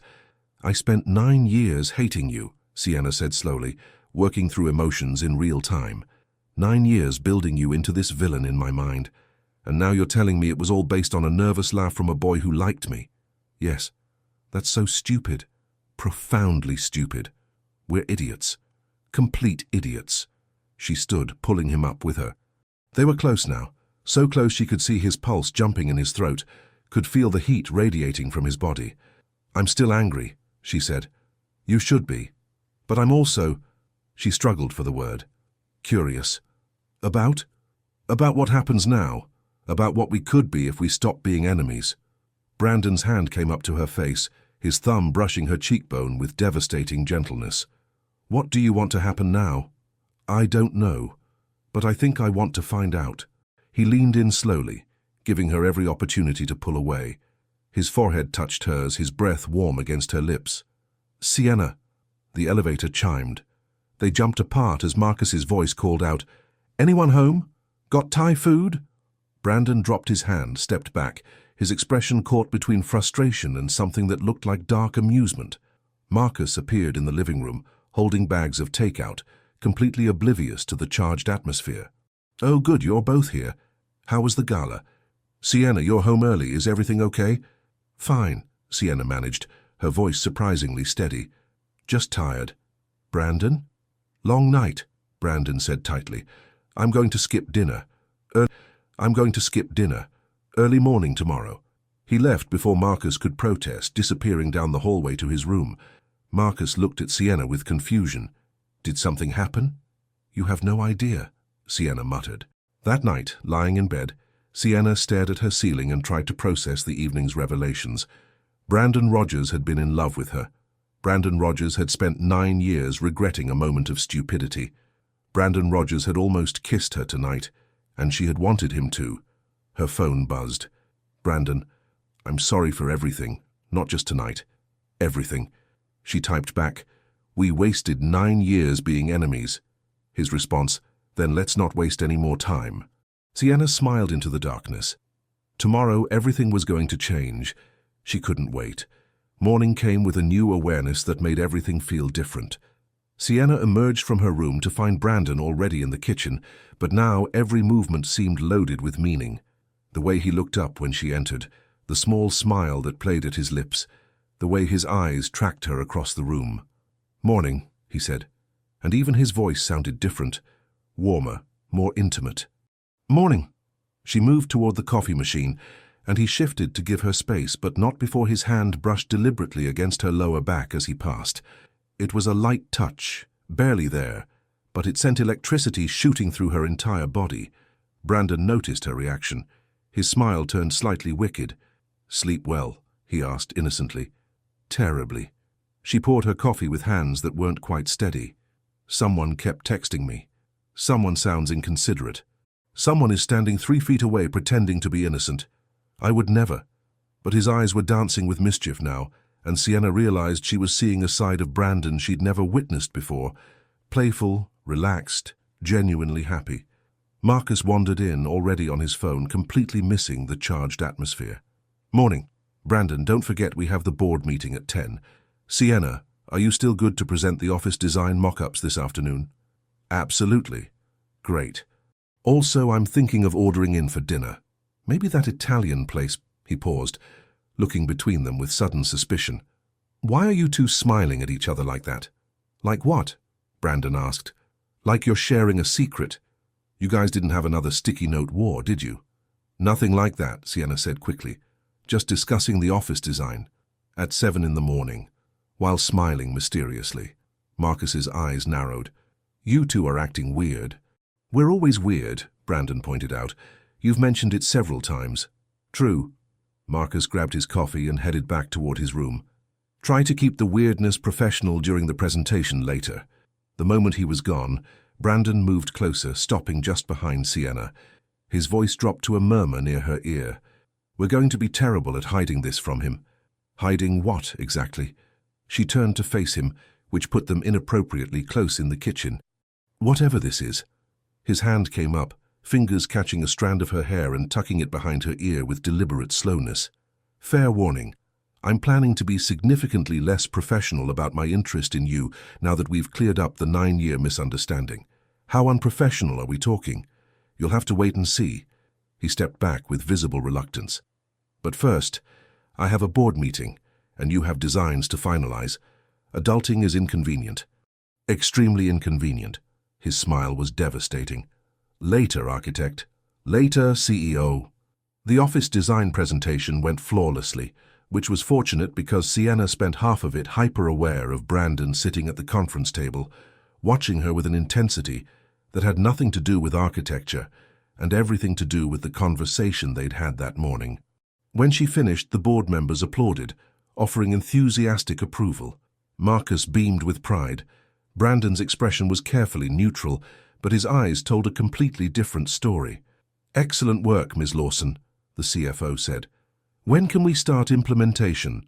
"Construction crew can begin next week if we have final approval." "You have it, Brandon." "Approved," Brandon said without hesitation. "It's perfect."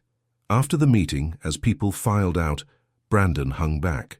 Marcus was already gone, deep in conversation with the legal team about contracts. "Perfect?" Sienna raised an eyebrow as she gathered her materials. "That's high praise from someone who argued with me for 20 minutes about chair fabrics." The chairs were the wrong shade of blue. They were navy. There are 17 different shades of navy.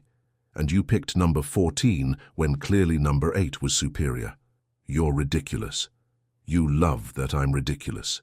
He said it lightly, but there was a question underneath. Sienna looked at him, really looked at him, standing there in his perfectly tailored suit, hair slightly mussed from running his hands through it during the meeting, eyes hopeful and vulnerable despite his confident posture. "Yeah," she admitted softly. "I'm starting to think I might." His answering smile could have powered the entire city. Toiscal back of that evening, Sienna was reading in the living room when Brandon emerged from his office, tie loosened, looking exhausted but satisfied. "Long day?" she asked. "Endless, but productive." He collapsed on the other end of the couch with a groan that was entirely too attractive. "Please tell me Marcus made dinner plans. I'm too tired to think about food. He's working late. Something about a crisis with the Tokyo office. So we're alone." Apparently. Silence stretched between them, comfortable but charged. "I could order something," Brandon offered. "What do you feel like?" "Honestly, I'm not that hungry, but I wouldn't say no to more wine and another movie." His eyebrow raised. "Are you asking to spend the evening with me voluntarily, without Marcus as a buffer?"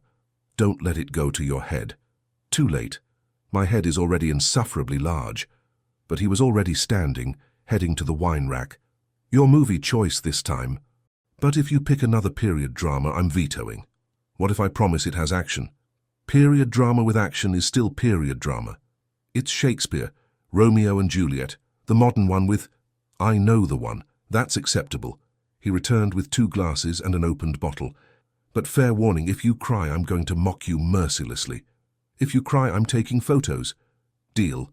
They settled on opposite ends of the couch again, but this time the distance felt deliberate, intentional, like they were both aware that being closer would lead somewhere neither of them was quite ready for yet. 20 minutes into the movie, Sienna made the mistake of glancing over at Brandon. He was actually watching, engaged in the story, his expression shifting with the scenes. He caught her looking. "What?" "Nothing. Just surprised you're actually into it." "I contain multitudes." He shifted slightly closer. "Also, the cinematography is excellent." "That's your takeaway, the cinematography?" "I'm not going to admit the romance is compelling. I have a reputation to maintain."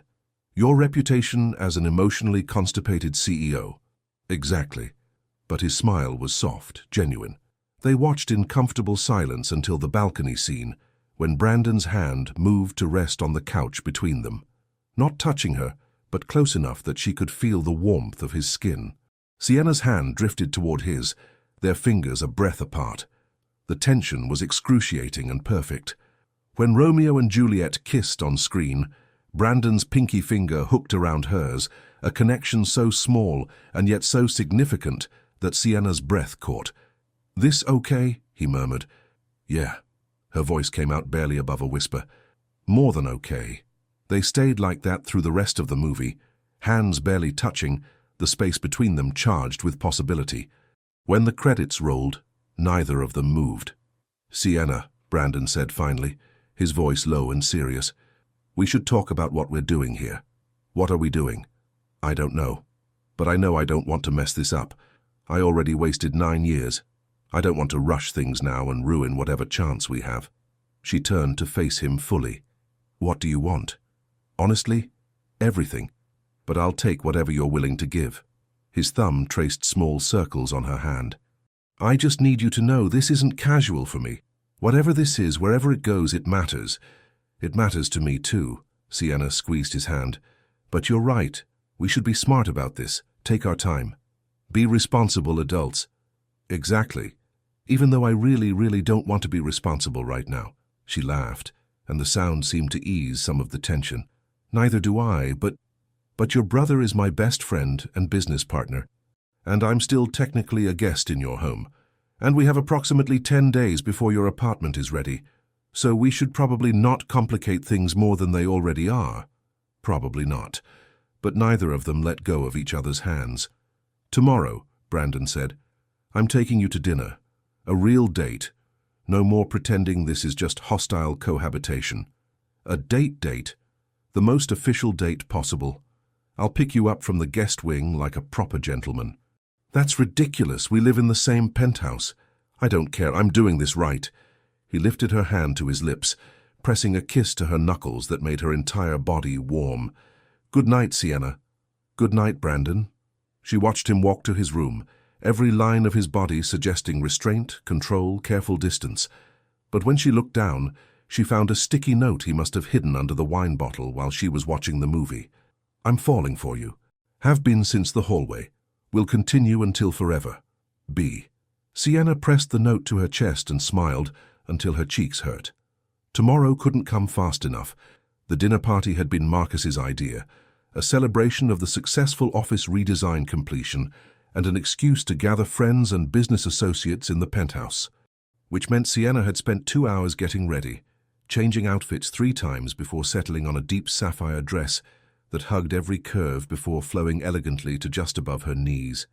She'd left her hair down in soft waves, added subtle makeup that made her eyes look enormous, and slipped on heels that made her legs look endless. When she emerged from her room, the penthouse was already filling with guests. Olivia had arrived early with her exhausted-looking husband and somehow even more energetic twins. Several of Brandon's business associates mingled near the bar. Marcus was playing host, directing caterers with military precision, and Brandon, standing near the windows in a perfectly tailored black suit, turned as she entered the room. The expression on his face made every second of preparation worth it. His eyes widened, then darkened.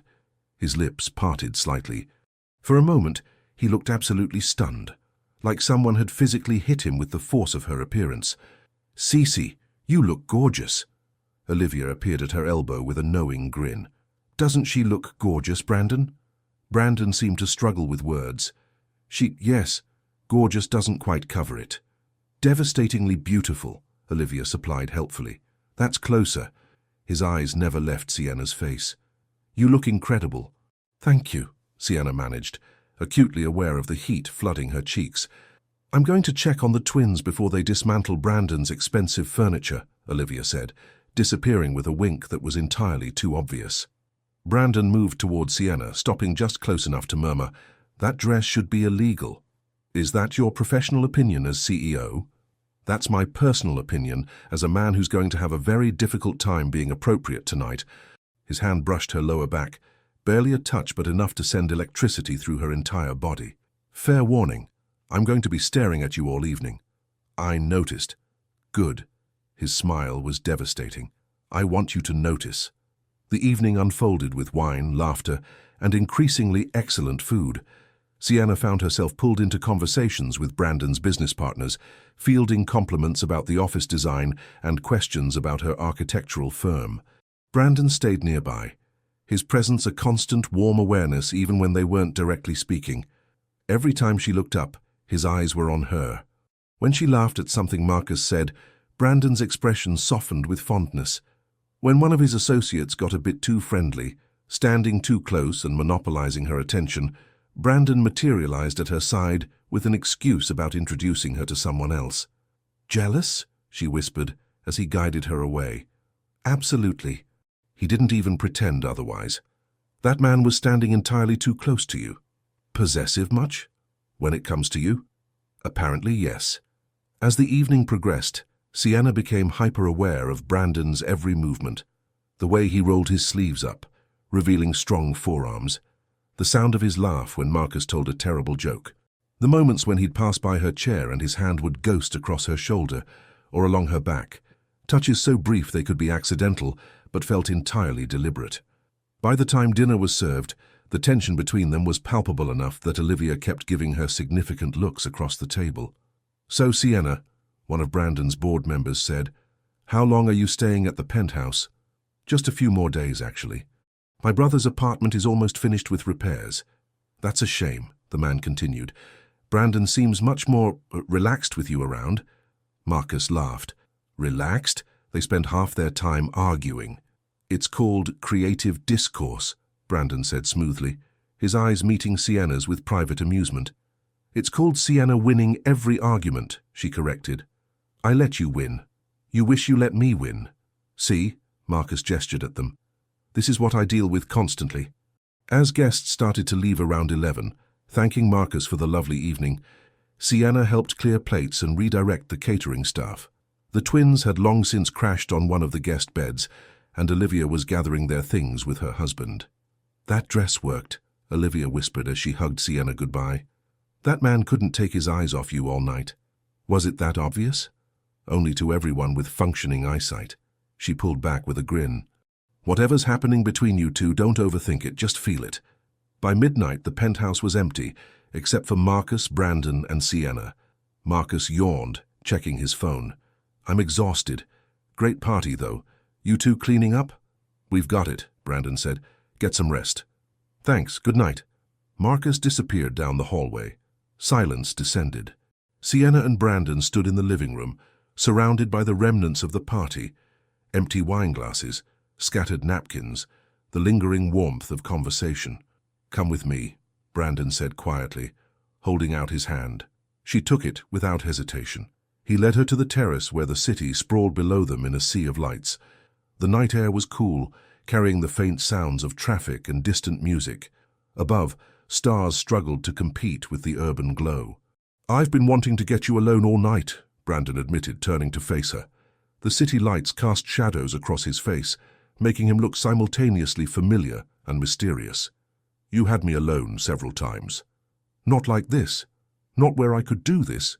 He stepped closer, his hands settling on her waist, warm through the thin fabric of her dress. Or this. One hand slid up her back, leaving fire in its wake. Or tell you that you were the most beautiful woman in that room tonight. Hell, the most beautiful woman I've ever seen. Brandon, I'm not finished. His forehead touched hers, and they stood like that for a moment, breathing the same air. I spent 9 years regretting one stupid moment. And then you walked back into my life, moved into my home, challenged every single thing I thought I knew about myself. You made me laugh, made me crazy, made me feel more alive than I've felt in years. I still me, Odia? The words came out in a whisper, her heart hammering against her ribs. His smile was soft, tender. Do you still hate me? I should, she admitted, her hands sliding up his chest to rest on his shoulders. After everything. But do you? His thumb traced her jawline with devastating gentleness. Do you still hate me, Sienna? She sighed, the last of her resistance crumbling. No, I can't anymore. I tried, but... He pulled her closer, one hand cradling her face, the other firm on her waist. Can I kiss you? She nodded, unable to form words, her entire body trembling with anticipation. Brandon's eyes searched hers for one more moment, making sure, and then he closed the distance between them. The kiss was soft at first, tentative, like he was afraid she might disappear. His lips brushed against hers gently, questioningly. But when she made a small sound in the back of her throat and pressed closer, something in him seemed to break. The kiss deepened, became urgent. Years of tension and want, and denied attraction pouring into this single moment. His hand tangled in her hair, tilting her head to kiss her more thoroughly. Her fingers gripped his jacket, pulling him impossibly closer. His other hand slid down to her hip, pressing her against him until there was no space between them.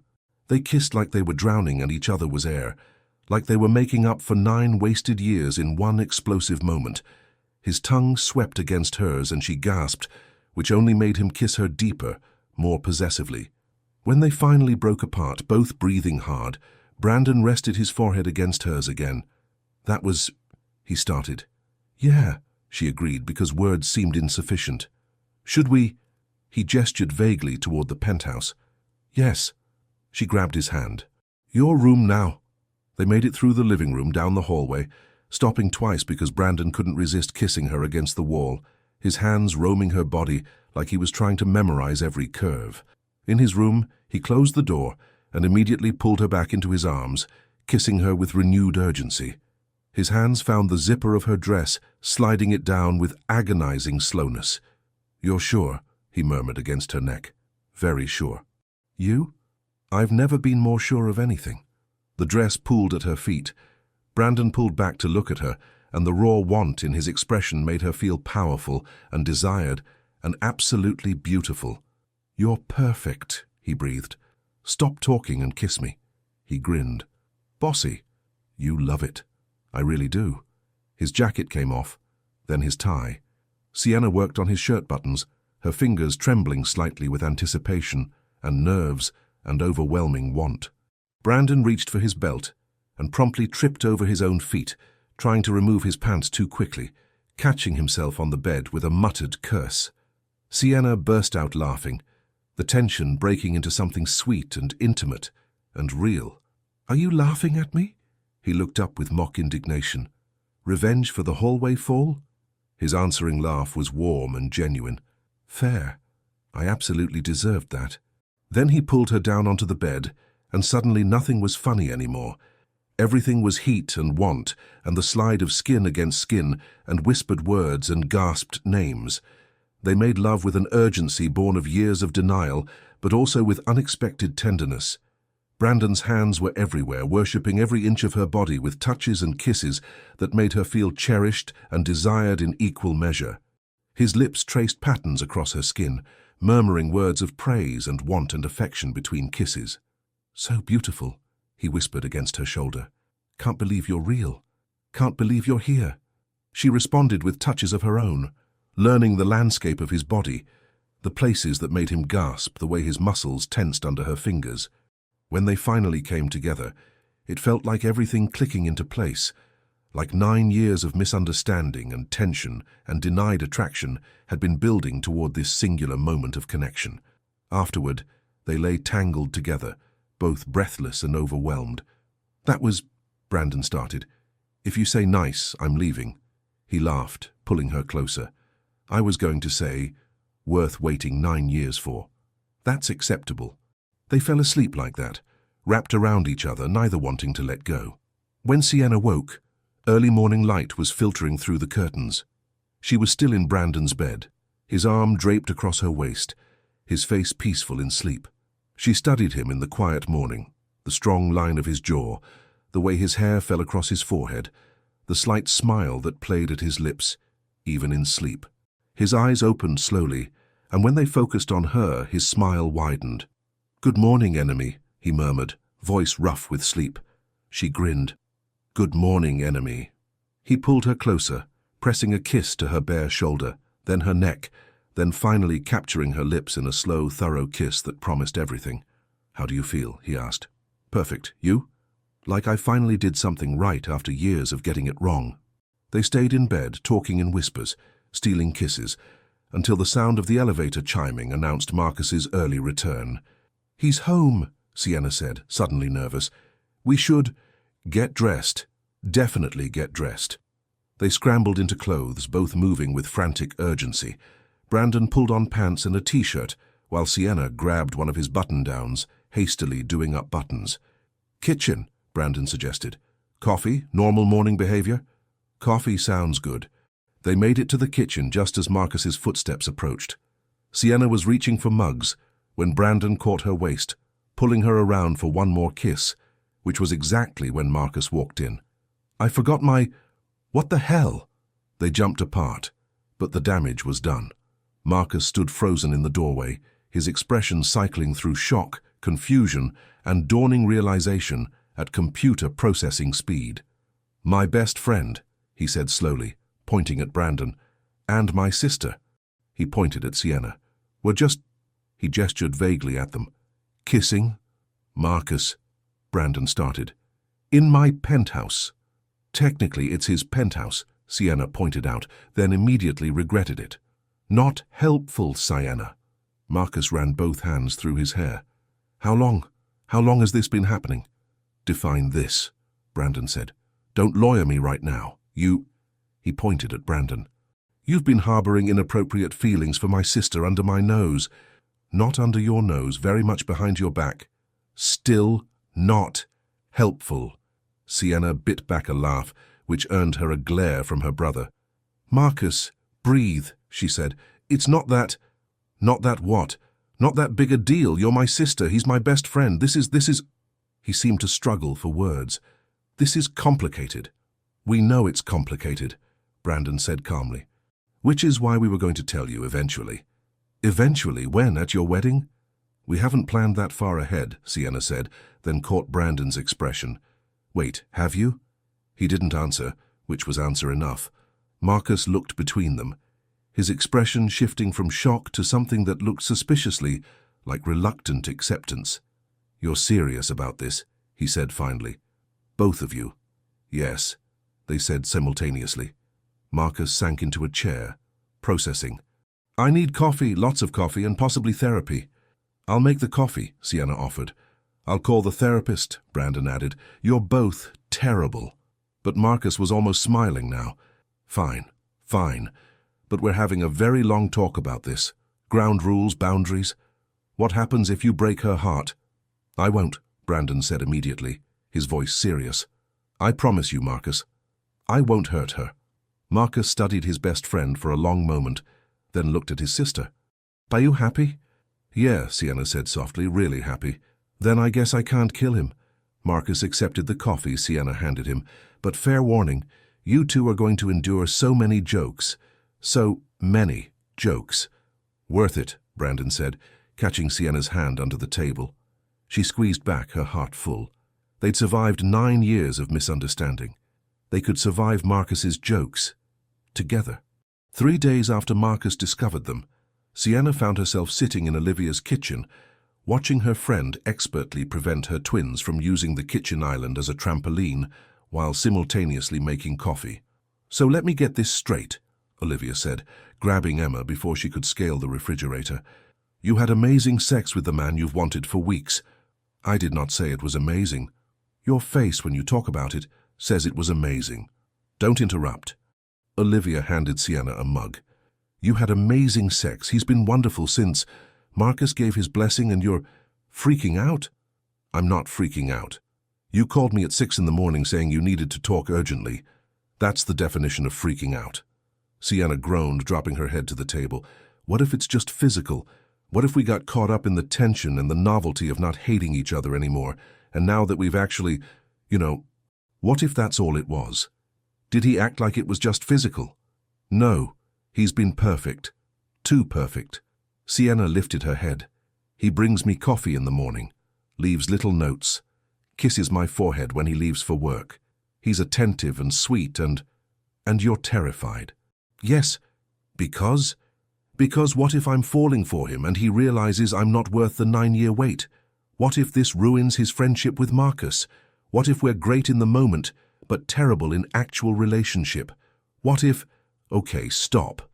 Olivia sat down across from her, having successfully contained both children with iPads, a parenting choice she claimed to regret, but employed regularly. Sienna, you're catastrophizing. That beautiful brain of yours is creating problems that don't exist yet. But they could exist. Anything could exist. You could also get hit by a meteor tomorrow. Are you going to avoid going outside? Olivia reached across the table and grabbed her hand. Listen to me, that man is crazy about you. I saw how he looked at you at the party, like you were the only person in the room, like you hung the moon and stars and personally arranged the city lights just for him. That's too much pressure. That's love, you idiot. Olivia squeezed her hand. And you love him too, I can tell. So stop sabotaging this before it even has a chance to really begin. Sienna wanted to argue, but her phone buzzed. Brandon. Missing you. Come home soon. Her heart did that stupid flutter thing it had been doing constantly for the past 3 days. See? Olivia pointed at Sienna's face. That smile. That's not just physical. That's, I'm falling in love, and it terrifies me. I hate that you're always right. It's my best quality. Now go home and stop running from the best thing that's ever happened to you. When Sienna returned to the penthouse, she found Brandon in his office on a video call that looked intense. He spotted her through the glass wall and held up one finger. Just a minute. She nodded and headed to her room, intending to give him space to work. She made it about 10 steps before he appeared in the hallway, having apparently ended his call abruptly. Hey, he said, something sharp in his eyes. Can we talk? Sure. Everything okay? That's what I want to ask you. He followed her into her room, closing the door behind them. You've been distant since Marcus caught us quiet. You barely said 3 words at breakfast, and you've been finding excuses to be out of the penthouse. I had errands. Sienna, don't. His voice was gentle but firm. Don't hide from me, not now, not after everything. She sat on the edge of her bed, unable to meet his eyes. I'm not hiding. Then what's going on? He sat beside her, close but not touching, giving her space even as he demanded honesty. Did I do something wrong? Move too fast? Because if you need to slow down, it's not that. Then what? The words burst out before she could stop them. What if this is a mistake? What if we're caught up in the tension and the forbiddenness of it all? And once that wears off, we realize we're not actually compatible. What if I ruin your friendship with Marcus? What if... Hey. Brandon's hand covered hers, warm and steady. Breathe. One fear at a time. I have a lot of fears. I noticed. His smile was gentle. Let's start with the big one. Do you think this is just physical attraction?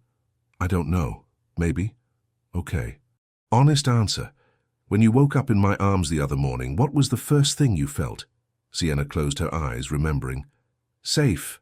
Happy. Like I was exactly where I was supposed to be. That doesn't sound like just physical to me. But what if that was just the afterglow or... Sienna. He turned her to face him, his hands gentle on her shoulders. Look at me. She did, finding his eyes dark and serious and full of emotion she was almost afraid to identify. I have waited 9 years for you, he said quietly. 9 years of regret and wondering and hoping I'd get another chance. This isn't physical for me. This isn't novelty or forbidden attraction or any other excuse your brilliant, terrified brain is creating. Then what is it? It's you, just you, the way you argue with me about chair fabrics and reorganize my kitchen and leave architecture books in my bathroom because you think I need more culture in my life. The way you care about your work, how your whole face lights up when you talk about a design that excites you, how you're fierce and vulnerable and brilliant and scared of being hurt. Tears pricked at her eyes. Brandon, I'm not finished. His thumb brushed away a tear that escaped. I know you're scared, I'm scared too. This matters too much not to be terrifying. But running away from me, pulling back emotionally, that's not going to protect you. That's just going to rob us both of something incredible. What if we don't work? What if we do? He cupped her face in both hands. Sienna, you're still running from me like you did in college, still assuming I'm going to hurt you or leave or prove you right about whatever worst-case scenario your mind has invented. But I'm not that scared 22-year-old anymore. And you're not the girl who fell in the hallway. I'm still scared. Good.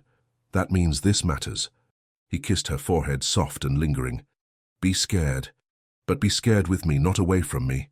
A sob escaped before she could stop it, and suddenly she was crying. Not sad tears, but the overwhelming kind that came from feeling too much all at once. Brandon pulled her into his arms, holding her tightly while she soaked his shirt with tears, and released weeks of built-up tension and fear. I don't want to mess this up, she whispered against his chest. Then don't push me away. His hand stroked her hair, soothing and constant. Let me in, all the way, scary parts included. She pulled back enough to look at him, this man who'd somehow become the most important person in her life despite, or maybe because of, their chaotic history. I think I'm falling in love with you, she admitted, and it terrifies me. His smile was brilliant, transforming his whole face. Well, that's good timing, because I'm already completely gone for you. Have been since the hallway. Will be until forever. That's a long time. Not nearly long enough. He kissed her then, soft and sweet and full of promise. Not the urgent passion of their first night, but something deeper, a kiss that spoke of commitment and patience, and the kind of love that builds slowly and lasts forever. When they broke apart, Sienna felt lighter, like she'd been carrying a weight she hadn't realized was there. So, Brandon said, brushing hair from her face with infinite tenderness. Are you done running? For now, but fair warning, I'm probably going to freak out again. It's kind of my thing. I know it's one of my favorite things about you. That I panic about everything. That you care enough to panic. That you're real and messy and human instead of perfect. He stood, pulling her up with him. Come on.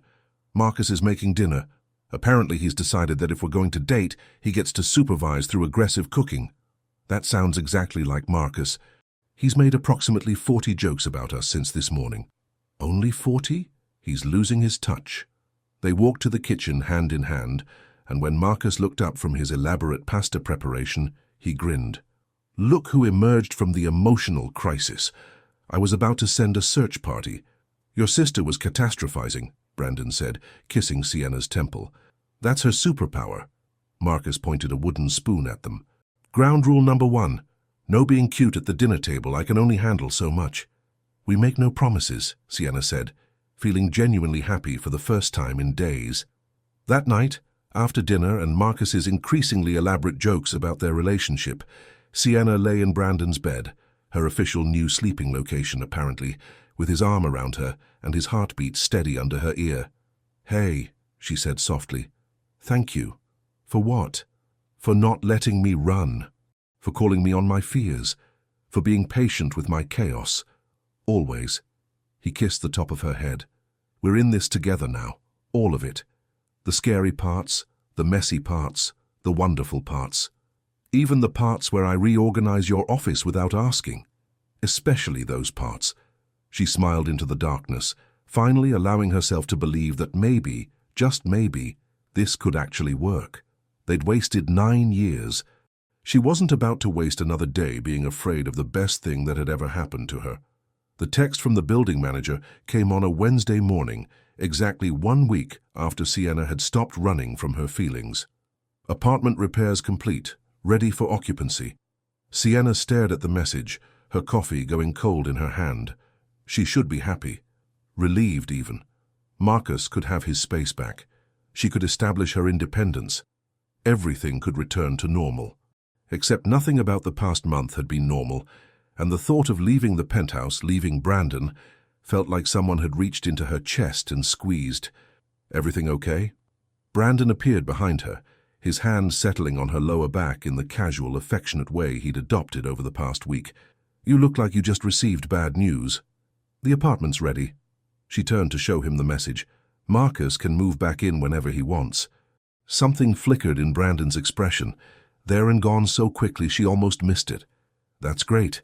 He'll be happy to have his own space again." "Yeah, great." Neither of them moved. "Sienna." "I should start packing," she said quickly, before he could say whatever he was about to say, before she could hear the rational, sensible suggestion that she should probably find her own place, now that the temporary arrangement was ending. "I have that apartment viewing this afternoon anyway. The one in the South End that my realtor keeps pushing." "You're apartment hunting?" His voice was carefully neutral. "Well, yes.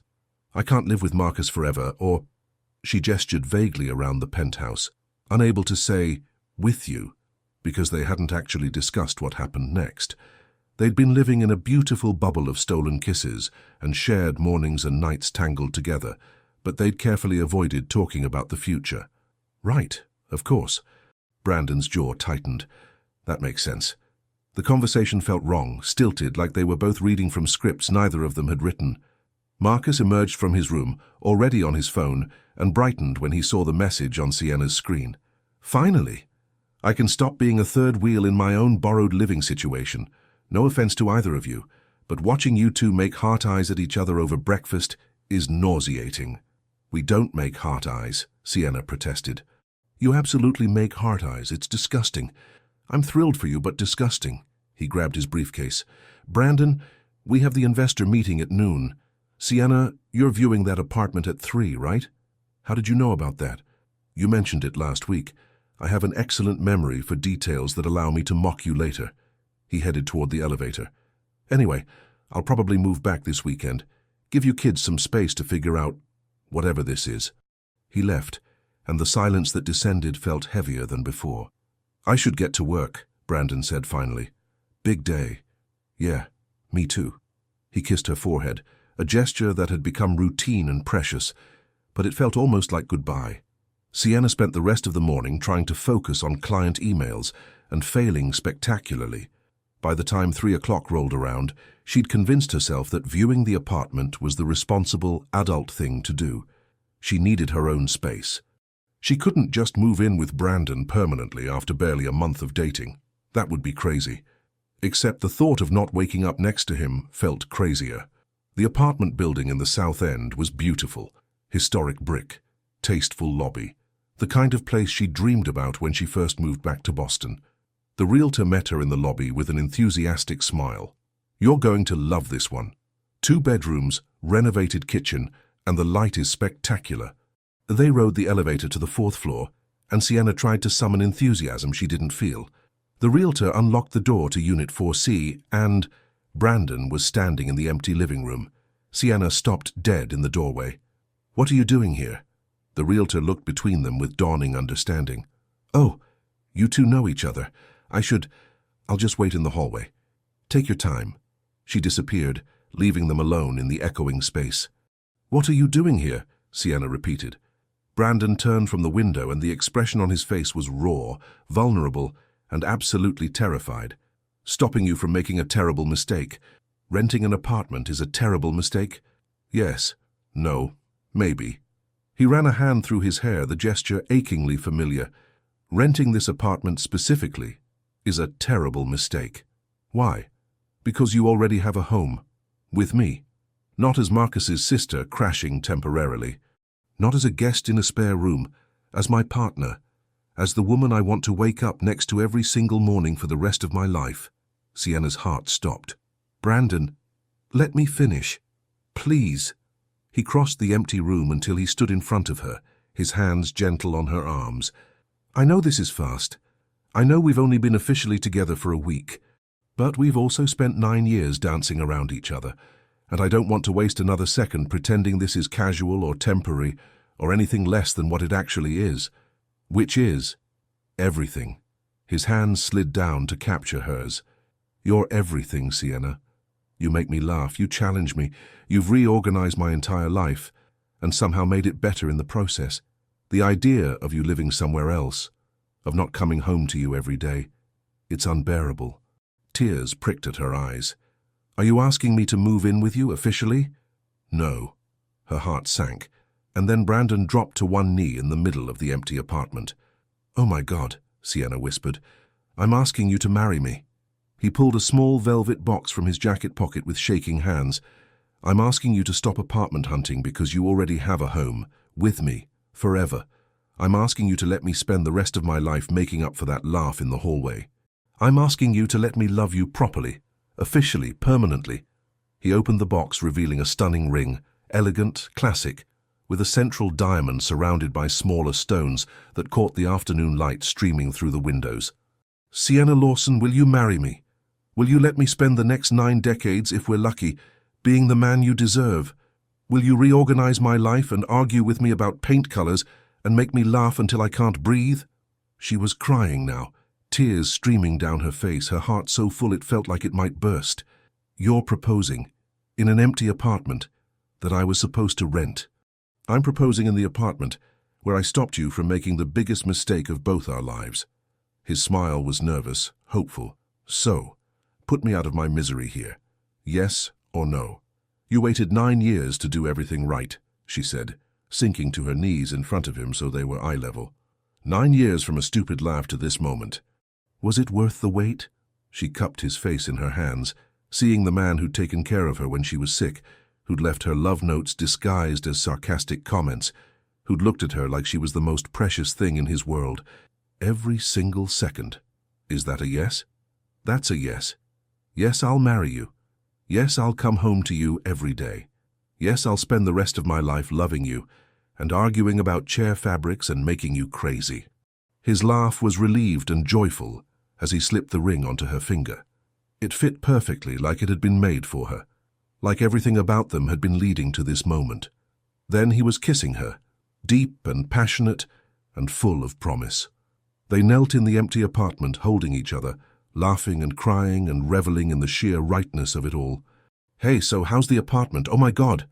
They broke apart to find Marcus standing in the doorway, his phone halfway to his ear, his expression cycling through shock to realization to absolute joy. Did he propose? Sienna held up her left hand, the ring glittering in the afternoon light. He proposed. My best friend just proposed to my sister in an empty apartment. Marcus looked between them. This is insane. This is perfect. I'm going to be the best man, right? Who else would I ask? Brandon stood, pulling Sienna up with him, his arm firmly around her waist. And I'm giving Sienna away, obviously. I don't need to be given away, Sienna protested. I'm a fully autonomous woman. Fine, I'm walking you down the aisle and then making an embarrassing speech at the reception. Non-negotiable. Marcus pulled them both into a hug. I'm so happy for you two. Even though you're both disasters who took 9 years to figure out what everyone else already knew. What did everyone else know? Brandon asked. That you were perfect for each other, obviously. Marcus pulled back with a grin. So I guess you're not renting this apartment? Definitely not, Sienna said. And I guess I'm moving back into my own apartment alone. Looks that way, Brandon agreed. And I guess I need to start planning an engagement party. Absolutely not. Olivia will handle that, Sienna said quickly. Thank God. I'm good at many things, but party planning isn't one of them. Marcus headed toward the door. I'm leaving you two to celebrate. Try to keep it PG. This is technically still a property viewing. The moment he was gone, Brandon pulled Sienna back into his arms. So, future wife, future husband. How does it feel? Perfect. Terrifying. Right. She looked up at him. This man who'd somehow become her entire world. How does it feel for you? Like I finally got something right after years of getting it wrong. He kissed her softly. Let's go home. Home, Sienna repeated, loving the way it sounded. The penthouse. Our penthouse now, if you want it. We can look for something new together if you'd prefer. I want the penthouse. I want the view and the kitchen I reorganized, and the bed we share, and every single memory we've made there. She laced her fingers through his. I want it all. Then it's yours. You're stuck with me and my pretentious coffee machine and my terrible taste in music forever now. I can't think of anything more perfect. They left the empty apartment hand in hand, the ring on Sienna's finger catching the light, their future spreading out before them like the Boston skyline, vast, beautiful, and full of possibility. 9 years from a laugh in a hallway to a proposal in an empty apartment. It had been worth every single moment of the wait. 6 months later, the late afternoon sun streamed through the floor-to-ceiling windows of the penthouse, painting everything in shades of gold. Sienna sat curled on the sofa, their sofa now in their home, one hand resting on the gentle swell of her belly, the other flipping through paint samples for the nursery. 5 months pregnant, and she was already obsessively planning every detail of their baby's room. Brandon teased her constantly about her nesting instincts kicking in early, but he was just as bad. Last week he'd spent 3 hours researching the safest cribs on the market and had purchased 4 different books on fatherhood.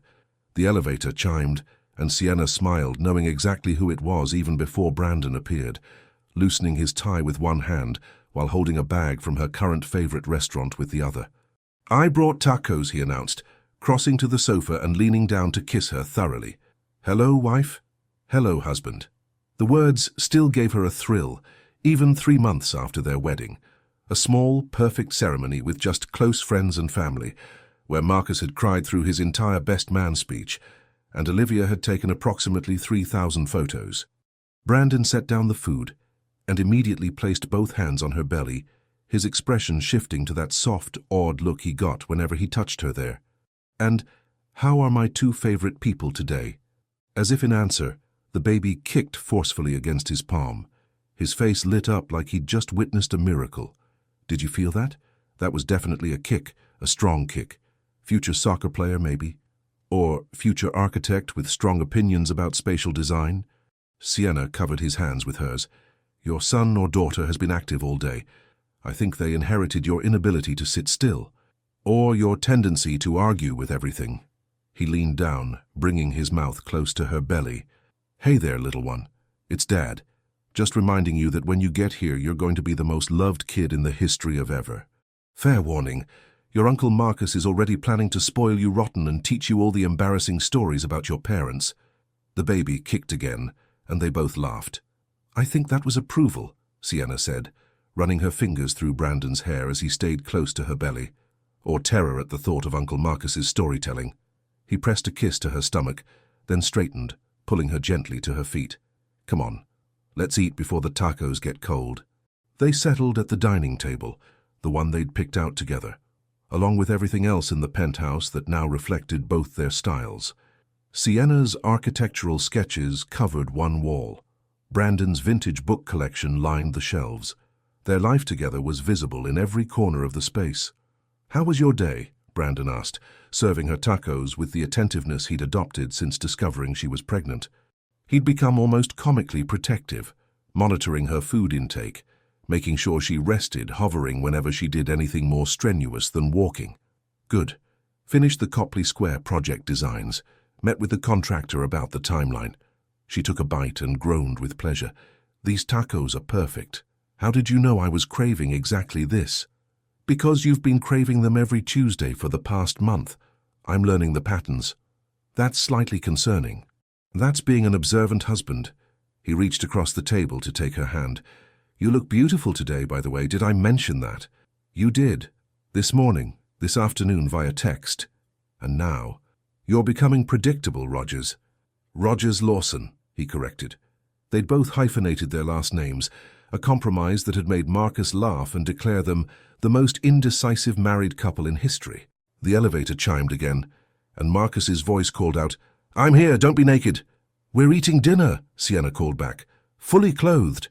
Marcus appeared, carrying a large gift bag and wearing a grin that suggested trouble. Hello, soon-to-be parents. Uncle Marcus has arrived with presents. You brought more presents? Brandon stood to hug his best friend. You were just here 3 days ago with presents. Yes, but these are important presents. Marcus set the bag on the table and started pulling out items. First, a onesie that says, My uncle is way cooler than my dad. Second, a book called Avoiding Your Parents' Mistakes, a guide for infants. And third, he pulled out a framed photo of Brandon and Sienna from college, the infamous hallway incident captured from someone else's camera angle, a reminder of where it all began. Sienna burst out laughing. You did not frame the hallway photo. I absolutely did. This is going in the baby's room so they can know their parents' love story started with public humiliation and 9 years of denial. That's not going in the nursery, Brandon said, but he was grinning. It absolutely is. It's family history. Marcus grabbed a taco and sat down. So 5 months halfway there, are you two freaking out yet? Constantly, Sienna admitted.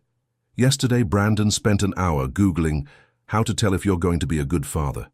Ewan and Sienna has reorganized the nursery, 4 times in 2 weeks. It needed to be perfect. It was already perfect the first time. Marcus watched them bicker with obvious affection. You two are going to be amazing parents. Neurotic, definitely, but amazing. Says the man who just bought a onesie mocking his best friend, Brandon pointed out. The baby needs to know the truth early. Marcus's expression softened. But seriously, I'm really happy for you both. Seeing you together, building this life, it's everything I hoped for when I convinced you to stay here, Cece.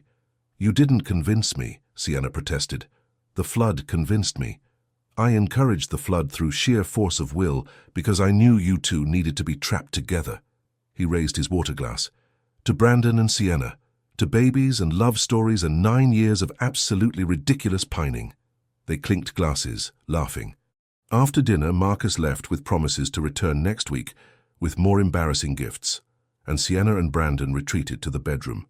She changed into comfortable pajamas, Brandon's old college t-shirt that now stretched over her growing belly, while he set up the pillows exactly how she liked them. Come here, he said softly, pulling back the covers. She climbed in, and he immediately curved around her, one arm draped protectively over her belly, his chin resting on her shoulder. Comfortable, he murmured. Perfect. She laced her fingers through his. Brandon? Are you scared? About the baby? Terrified. His hand spread across her stomach, but also excited and grateful, and so in love with you and this little person we made that I sometimes can't breathe from it. She turned in his arms to face him. We're going to be okay, all 3 of us. I know, because we're in this together. He kissed her forehead, then her nose, then finally her lips. 9 years from enemies to this, it's kind of miraculous. 9 years of not knowing what we were missing. She traced his jaw with her finger. But we found our way here eventually. Best mistake I ever made was laughing in that hallway. Best mistake I ever made was hating you for it. We're both disasters. Perfect disasters. She kissed him again, slow and sweet. Together. The baby kicked between them, making them both laugh. Someone's agreeing with you, Brandon said, his hand moving gently over her belly. Someone has good taste. They lay like that as the sun set over Boston, the city lights beginning to twinkle below, their little family safe and warm, and exactly where they belonged.